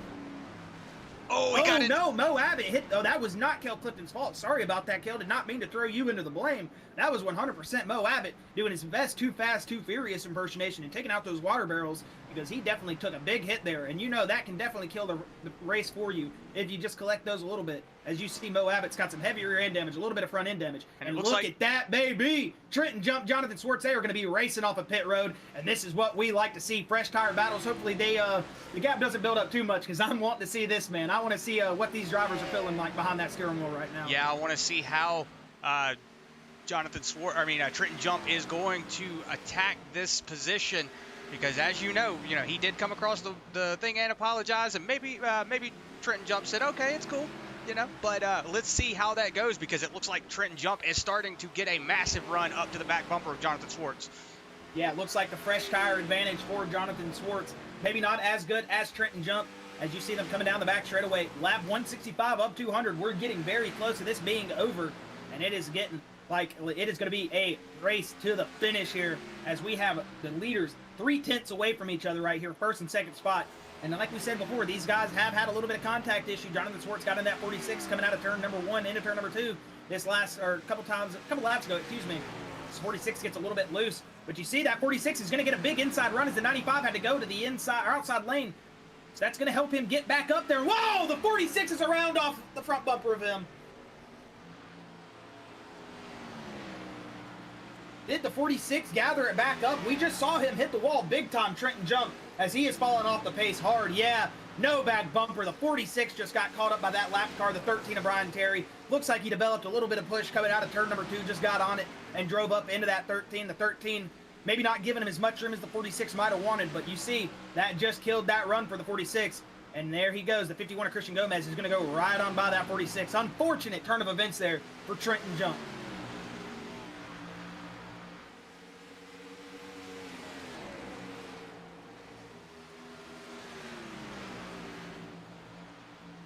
I don't have a marker for that replay, Josh, so I do apologize, everyone. It was the 13 of Brian Terry, the 46 of Trenton Jump, Chris. So, yeah, that's what happened. You saw it in the back of your screen a little bit there. I have my game just a little bit smaller than full screen. So, I'm not sure if the stream did see that full accident. I knew I saw a little bit of it. As we're going to try to go back here and find it. I think you went too far back. It's fine. Just go back live. Just go back live. We've got 30 to go, man. As you're going to see the 95 of Jonathan Swartz start coming into a lot of lap traffic there. That's the number 8 of Alex Huffman. And you also have the number 1 of Scott Fritz right in front of him. He's going to safely get around Scott Fritz there, but that is unfortunate for the 46 Trenton Jump. It looks like he's still holding pace, though. He is still able to hold that third position. He does have a almost a 3-second gap between him and Jimmy Allen. So let's see if Jimmy Allen can take advantage of this and catch that third place position. Indeed, that would be the podium spot for Jimmy Allen, and one well-deserved, as that would put him up 19 spots from where he started this race. That'd be a good little run from him, as Jimmy Allen was one of those drivers that wasn't able to qualify for the race, so he would not be eligible for that hard charger award, but still, a great run from Jimmy Allen to make up from all the last week adversity, able to get back in here and maybe run top 5, top 3 if he's able to gain on Trenton Jump. And with no back bumper, no rear deck lid on that 46, excuse me, of Trenton Jump, I don't see why Jimmy Allen wouldn't be able to catch him. But like you said, Chris, sometimes those aerodynamics on these shorter tracks doesn't play as much of a factor. We know it still matters. Not saying it doesn't, but it seems like Trenton Jump still got a little bit of pace as he's only now 2 seconds back, Chris, from Jimmy Allen, as it looks like he's starting to get a little bit of a run up there with Trenton Jump.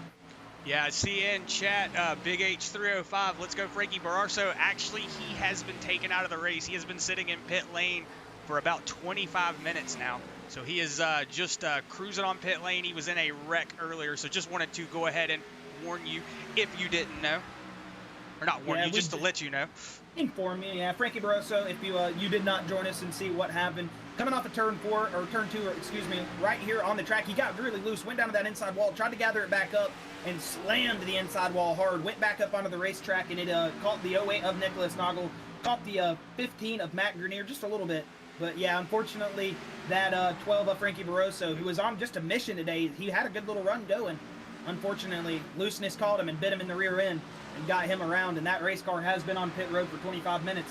But good thing when you see those race cars on pit road for a long time and not disconnected, that means that they're trying their best to get back out there and turn as many laps. So if you're a Frankie Barroso fan, you're still cheering because he might be out there running, and you know, points matter when you're just running for points. Yeah, like we were saying the other day, Travis Twitty, we thought that he was actually out of the race for good. And then all of a sudden, he just popped back on the track. And I was so excited because I was like, yeah, he's still going. So maybe we'll see Frankie get back out on the track if he gets that damage repaired, or maybe he's just sitting watching from the sidelines now.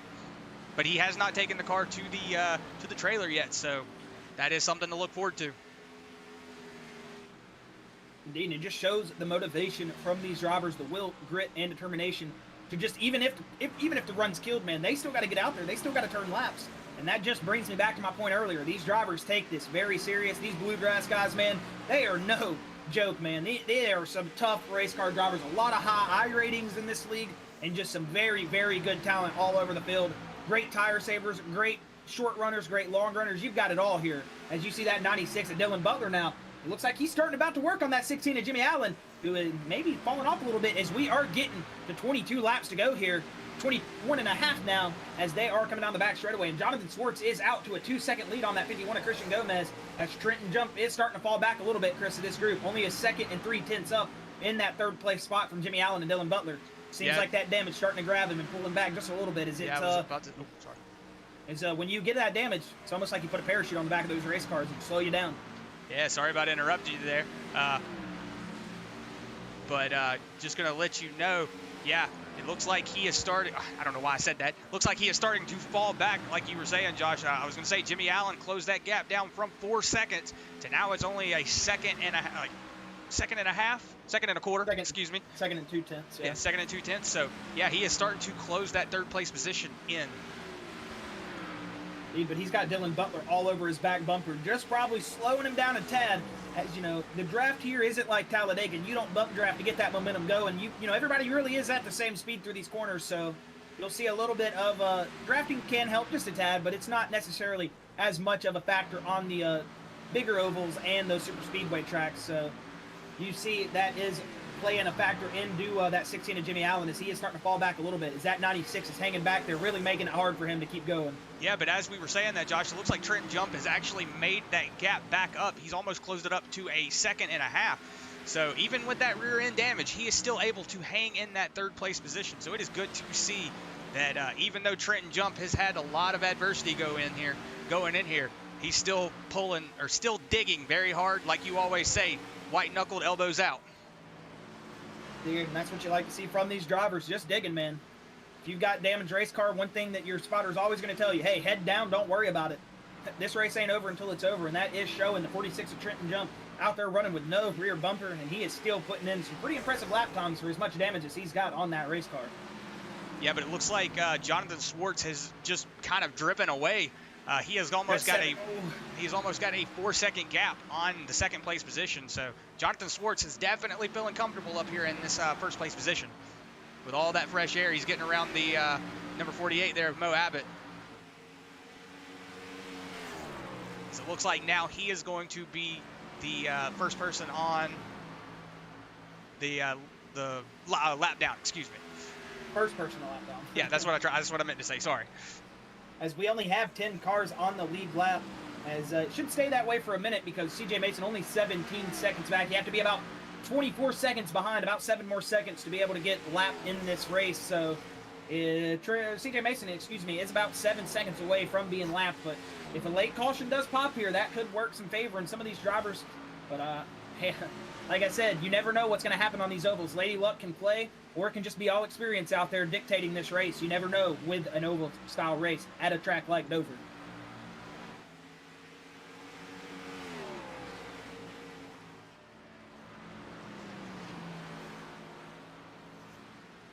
See Jonathan Swartz willing this thing out of turn number 4 as those tires are starting to fall off a little bit, starting to hit that cycle where they are getting a little bit done.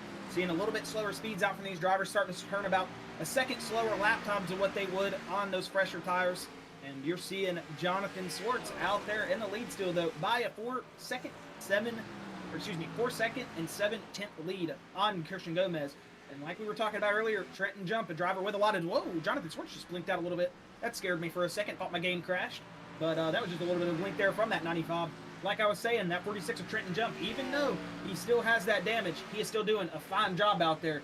2-second lead on that 4th place position of Jimmy Allen. And he's still hanging out very competitive lap times. Looks like Scott Fritz did come down pit road. Maybe they do have one more pit cycle. That would be a very, very crazy end to this race if everybody had to come down pit road with about 10 to go. We'll see. Not sure, as we do have Scott Fritz down pit road. I want to say he was on a little bit earlier strategy than some of these guys, so maybe that's why Fritz is down and grabbing tires and fuel. Also, he is... Oh, we got a wreck! Who was that? Who was that? I can't tell. That is the 9. You see the 9 of Bryce Hunter in the wall right there. He almost did it look like the same thing that the 53 of Jimmy Johnson and also the 12 of Frankie Barroso did. He is just staying at the top of that track, trying to let the cars by. You know, if he doesn't meet that minimum speed, iRacing will throw the caution. But maybe he's just holding it to the wall. He needs to get to that track, bottom of the track, as fast as he can. If I remember correctly, they did update the physics for the cars, and I want to say that they changed something where if you hit the wall the right way, it will break the suspension.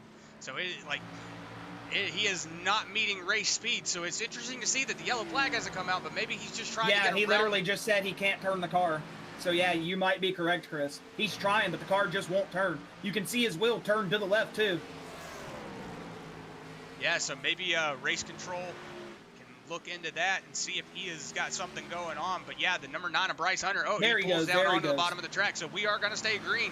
So that is good to see. You can see how hard that wheel is, front left wheel is turned left. I mean, he is almost full lock, and that thing will just not turn.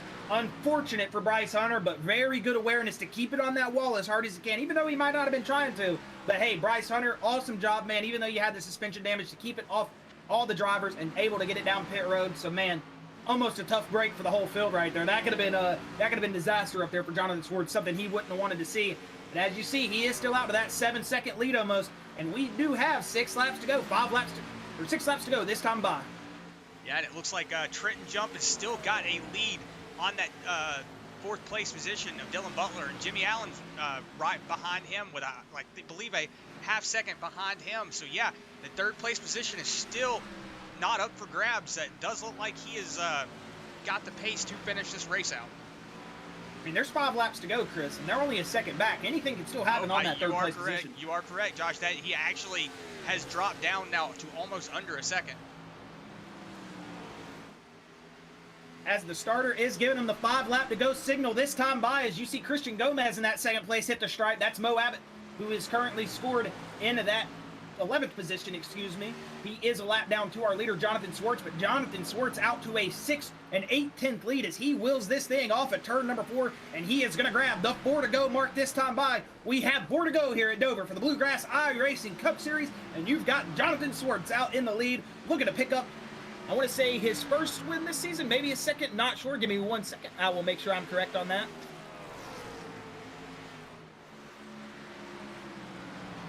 Yeah, it looks like Jonathan Swartz is starting to come into a little bit of traffic here. You see the 24 of, oh, excuse me, I had a little bit and of that would be, excuse me, Chris, it would be the Jonathan Swartz second win. Sorry about that. he did win at NASCAR or Daytona Road Course, the NASCAR Road Course. So I do apologize for that. That was before I joined, but hey, I need to pay attention sometimes more to these winner. I knew I saw him on that winner list, as he has been blinging out a little bit, but it does seem like it is good. And we are going to be 2 to go this time by lap 199 here of 200, and we will grab that white flag next time by, as Jonathan Swartz has got a lot of lap traffic, but he has about a 7-second lead to second place on back.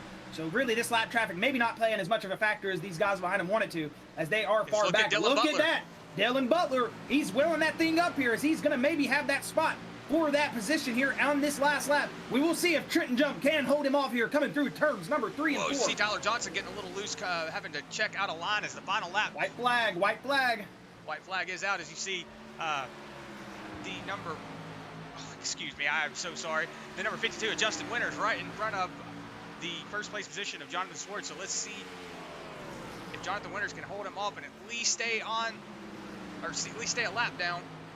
And there is the checkered flag coming out of turn number 4. Jonathan Swartz is going to pick up his second win of the season. Chris, let's go back to Trenton Jump and Dylan Butler.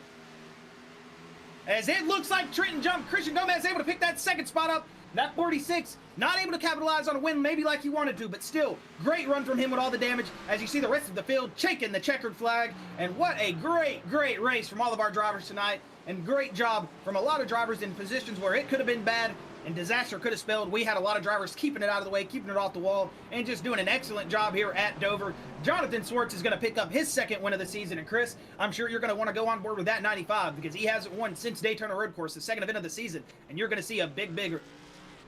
As you see Trenton Jump getting up there, giving a little bit of the victory bump, as maybe not too much hard feelings between those guys. We'll find that out in the interview, as we're for sure going to have to ask that 46 of Trenton Jump how that affected his race. Does it seem like it did affect his race a lot? But you're getting ready to see that 95 get a burn it down.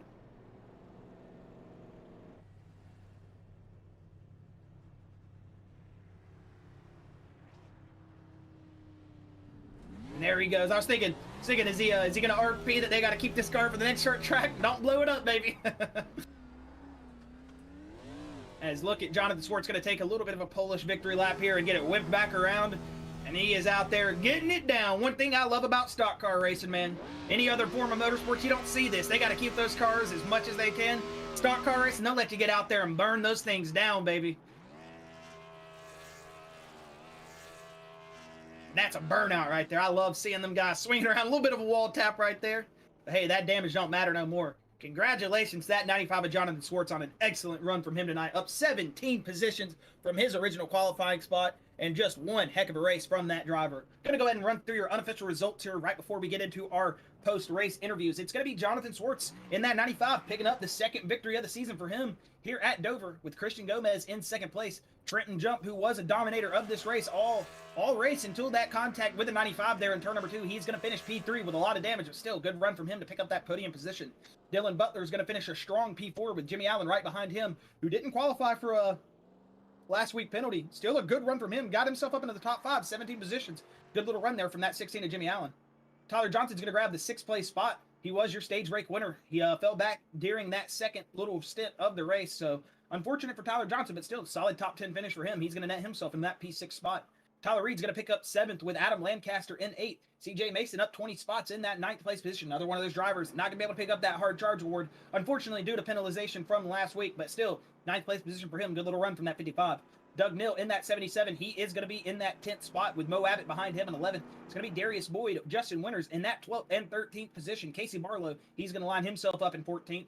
Scott Fritz, a driver who was showing some very good speed at the start. Unfortunately, a little bit of trouble for him. That's going to net him in that 15th spot for this race. Alex Huffman in that 16th spot. Another driver who was showing speed in the early portions. Up there, almost led a couple laps of this thing. He fell back in that early or later run. He finished 16th here today in that number 8. Kel Clifton's going to pick up 17th with Brian Terry in that 18th position. Then it's going to be Jonathan Pill, Christopher Blanchard in that 19th and 20th position. You're going to have Bryce Hunter 21st with Wyatt Brackett 22nd. Jimmy Johnson's going to be 23rd with David Brackett 24th. Matt Grenier 25th with Nicholas Noggle 26th. Frankie Barroso 27th. Gary Jaworski 28th. And Jeremy Little is going to round out your field in that 29th position. And you see that 95 doing that Alan Kowicki made famous Polish victory lap around the track. As it seems like, let's see if we have any of our drivers ready. We do. We have all 3 of them ready, Chris. So we are going to go ahead and hump into our top 3 finishers and have a word with them. Hey, Trenton, this is Chris and Josh in the booth. You got a copy, buddy? Yep. Hey, man, able to finish P3 after what looked like was going to be maybe your race to win here today. A little bit of contact there with Jonathan Swartz in turn 2 in this late part of the race. Did that pay a dividend to why you were able to follow the pace? We saw you had some rear bumper damage there later on, but is that early bump maybe think what settled you up to not have the successful overrun today? Oh yeah, absolutely. When you get cleaned out of the lead like that, by a guy that come into the corner and was over his head like that, you end up killing my tires. So I was just doing my best to hang on. And then after we came out of pit road, we actually got ran into by a lap car and turned into the outside wall. So I don't even know how I hung on to third by the end of it, because like you guys saw, the car wasn't pretty. But I mean, we're here, so. Oh yeah, I did see that contact coming out of turn 4 in the back. I thought you were gone around. I thought it was going to be a big wreck, but hey, like you said, able to still gather it up with all the adversity, man. Trenton, that was one hell of a job by you. There is no way you'd have put me in that car and told me to go out there and run P3, because that was just an awesome job, though, still, from you to able to gather it back up. And unfortunate turn of events with Jonathan, man. And hey, that does happen on these short tracks sometimes. I know you don't want to hear that from me, but hey, still a P3 finish in a beat-up race car, and still a good run from you for points day-wise. And either way, man, you got any final thoughts, any final words before we let you go tonight? Yeah, no, I just want to thank my painter, Justin at that Color Tail Designs, and the teammates. They've been doing a good job. I think we didn't all have good days, but we got 2 of us here in the top 3. So me and Christian. Thank you guys for broadcasting this. Just everybody who helps run this thing. I've been having a lot of fun. Just had some unfortunate contact here this week, and we'll go on the next week.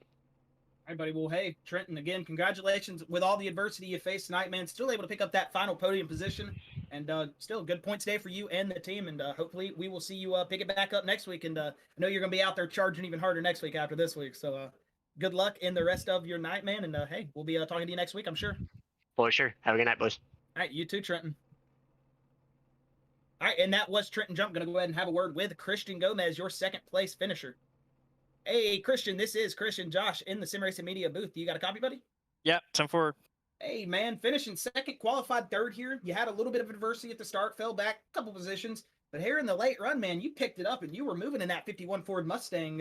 You've been able to finish up in that second spot. Like you said, qualified third, still finished in second. But seemed like Jonathan Swartz and Trenton Jump were the cars to beat today. But after you got past Trenton Jump, it was no looking back, man.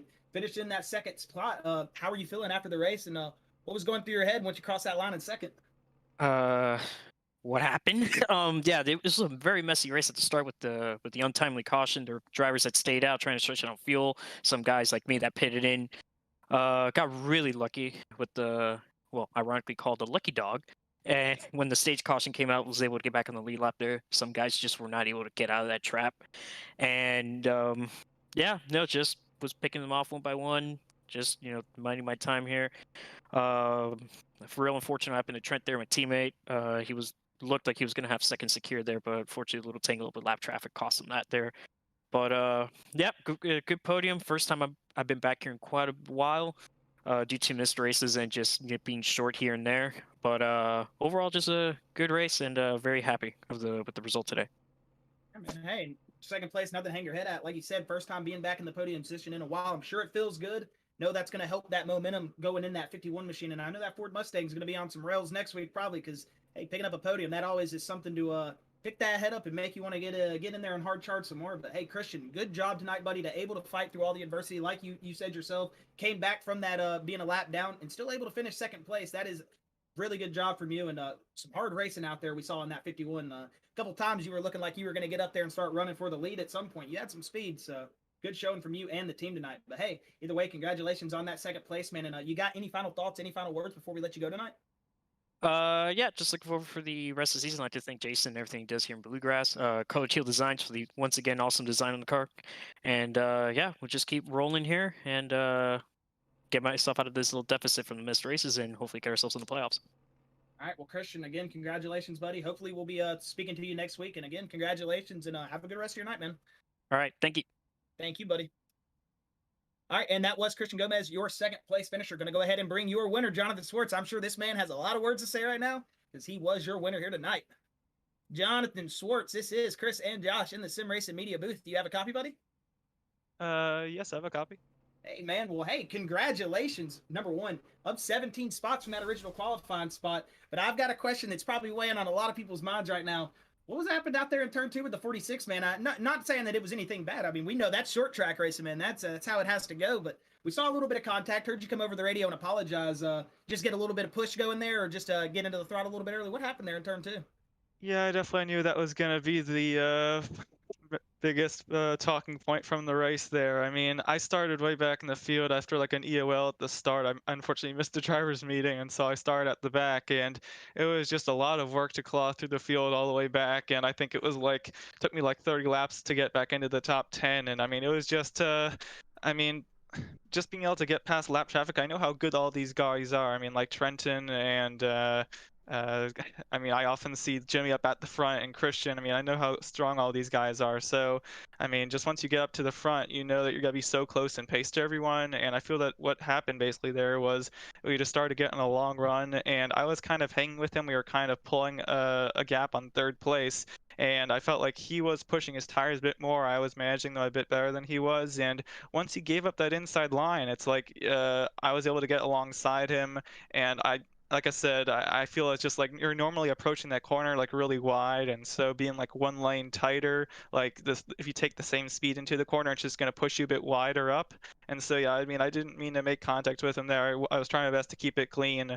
A lot of the lap cars that I was racing with didn't really ever pinch me that hard. I understand we're racing for the lead, so he has all the right to pinch me that much, but I feel like it was my racing lap at that point, and so it's like if you're going to be pinching someone, you have to expect them to perhaps try to ride you up the track as much. I didn't try to race majority. I didn't really like try to dump him or anything like that. I just felt like it was a small tap, and it was unfortunate if it gave him damage. I did see later in the race that there was that lap traffic that kind of caused an incident that caused him to lose some time. So it was unfortunate that also I would have liked to battle with him a bit more in the race. I saw like once we exited the pits, he was like right next to me, like half a second back, and I thought we would have a nice battle again. But just in terms of that small incident, I don't want to say Rugman's racing because that wasn't the intention, but I felt like it was my line at that point, and so he had to figure out what to do at that point. Hey, indeed, a lot of people probably feel that same way that you do, Jonathan. And we're not going to let that put a damper on your day, man. Hey, you still finished P1.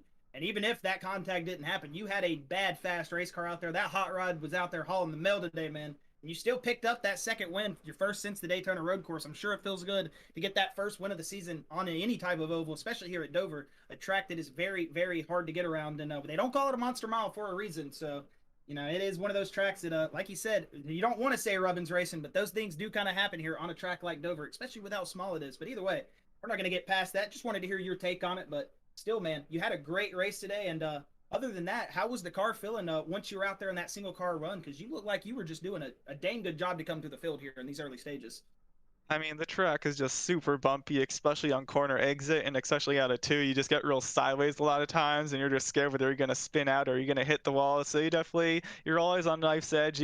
Even if you look comfortable out there, you're definitely not. You're constantly pushing things to the limit. So, yeah, even out in front, single file, it was just, and I saw like near the end there, the lap traffic was side by side. I just didn't want to get involved in a wreck there, so I just kind of hung back. But just getting through lap traffic was a bit difficult as well. So.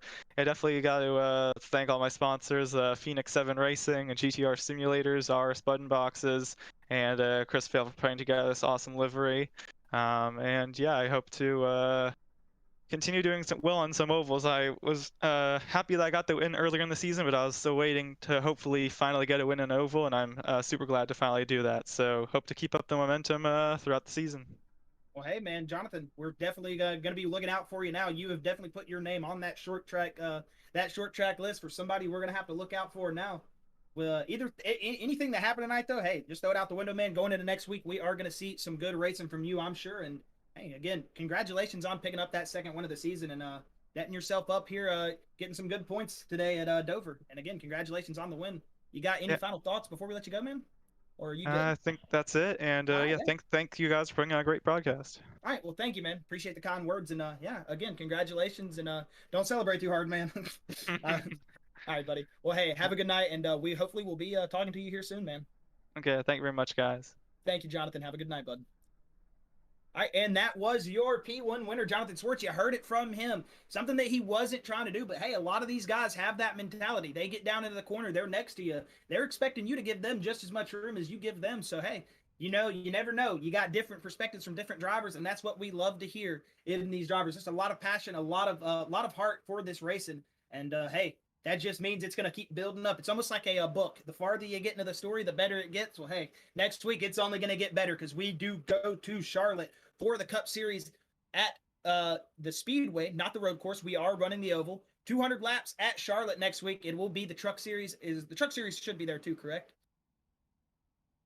I want to say the Truck Series is there. Let me see just 1 second. Okay, yeah, the Truck Series will be at Charlotte next week. 90 laps next Tuesday. So if you want to get your Bluegrass racing fix in before the Cup Series runs, if you're just a Cup Series guy, hey, come check these trucks out next week, Tuesday night, 9 p.m. Same time we start up every night here, Tuesdays and Wednesdays at 9 p.m. So make sure to join us next week at Charlotte for the Truck Series next Tuesday, 9 p.m. You're going to see some hell of racing out there. These guys get down to the Truck Series, and then next Wednesday, again, we'll be at Charlotte with the Cup Series, and it is just going to be even more of a show as that story is starting to build itself even more and more as we get closer and closer to the round one playoffs, the top 16 drivers. We are about 5 weeks out, so these drivers are going to start getting on the hammer a lot more, and you're going to see some very spirited racing out there, and guys really going for those positions. But either way, this has been Chris and Josh in the Sim Racing Media booth. Again, if you are on the YouTube platform, click that subscribe button. You know, you got that little bell next to it. Go ahead and click that bell. That will notify you when we go live. We do have a bunch of racing, short track racing. We have ovals. We have these Bluegrass guys. We have a lot of different, disciplines of oval racing that we do broadcast. So if you want to get that racing fix in, make sure to hit that notification bell on YouTube. You'll get to see when we go live, and hey, you'll always be here for the action. And if you're on the Facebook platform, make sure to click that like button, the follow button, whichever one you want to do. Not sure I think it's a like button on the Facebook page. Either way, you can click that follow button if you don't want to. But hey, get out there, show us some support because we do this for you guys out there. And again, I want to say a big special thank you to Jason Collins for all the when we say something wrong, when we make a mistake on the booth, he's always there to correct us, give us the proper information. He is a great guy, and you hear a lot of these guys shout out Jason at the end of the race. Well, he deserves it. He is a very, very hard-working man for this league. He does run the Bluegrass League and runs in the Truck Series. It does race control in the Cup Series, does all their points and everything. Very hard worker. And again, thank you to the race control here tonight. And thank you to the Bluegrass guys, all the drivers. And again, congratulations to Jonathan Swartz picking up his second win here at Dover. Again, like I said, next Tuesday, 9 p.m. Next Wednesday, 9 p.m., it'll be the Truck and Cup Series at Charlotte. And Chris, do you have any final thoughts before we sign off tonight? No, just the same as usual. Just want to thank the Bluegrass guys. Excuse me, my mic is a little far away from my mouth there. Just want to thank the Bluegrass guys. They always give us a good race to watch. Like you said, Jason Collins for putting on, one hell of a league. Always, letting these guys come in here and drive really good. And, the race control, everybody that's a part of the Bluegrass series, just want to say thank you because, as we've said 100,000 times, we could not do this without y'all. So, y'all just get ready for this race next week at Charlotte because it's going to be a good one. Indeed. You're going to see some very good pack race. And Charlotte, we know, is one of those no-lift tracks, and you're going to see a lot of action. Either way, this has been Chris and Josh in the Sim Racing Media booth. Make sure to join us next Tuesday, 9 p.m., next Wednesday, 9 p.m. for the Truck and Cup Series at Charlotte. And I think that's going to be all from us tonight here on Sim Racing Media. So again, thank you for joining us at the Bluegrass Cup Series at Dover, and we will see you next week.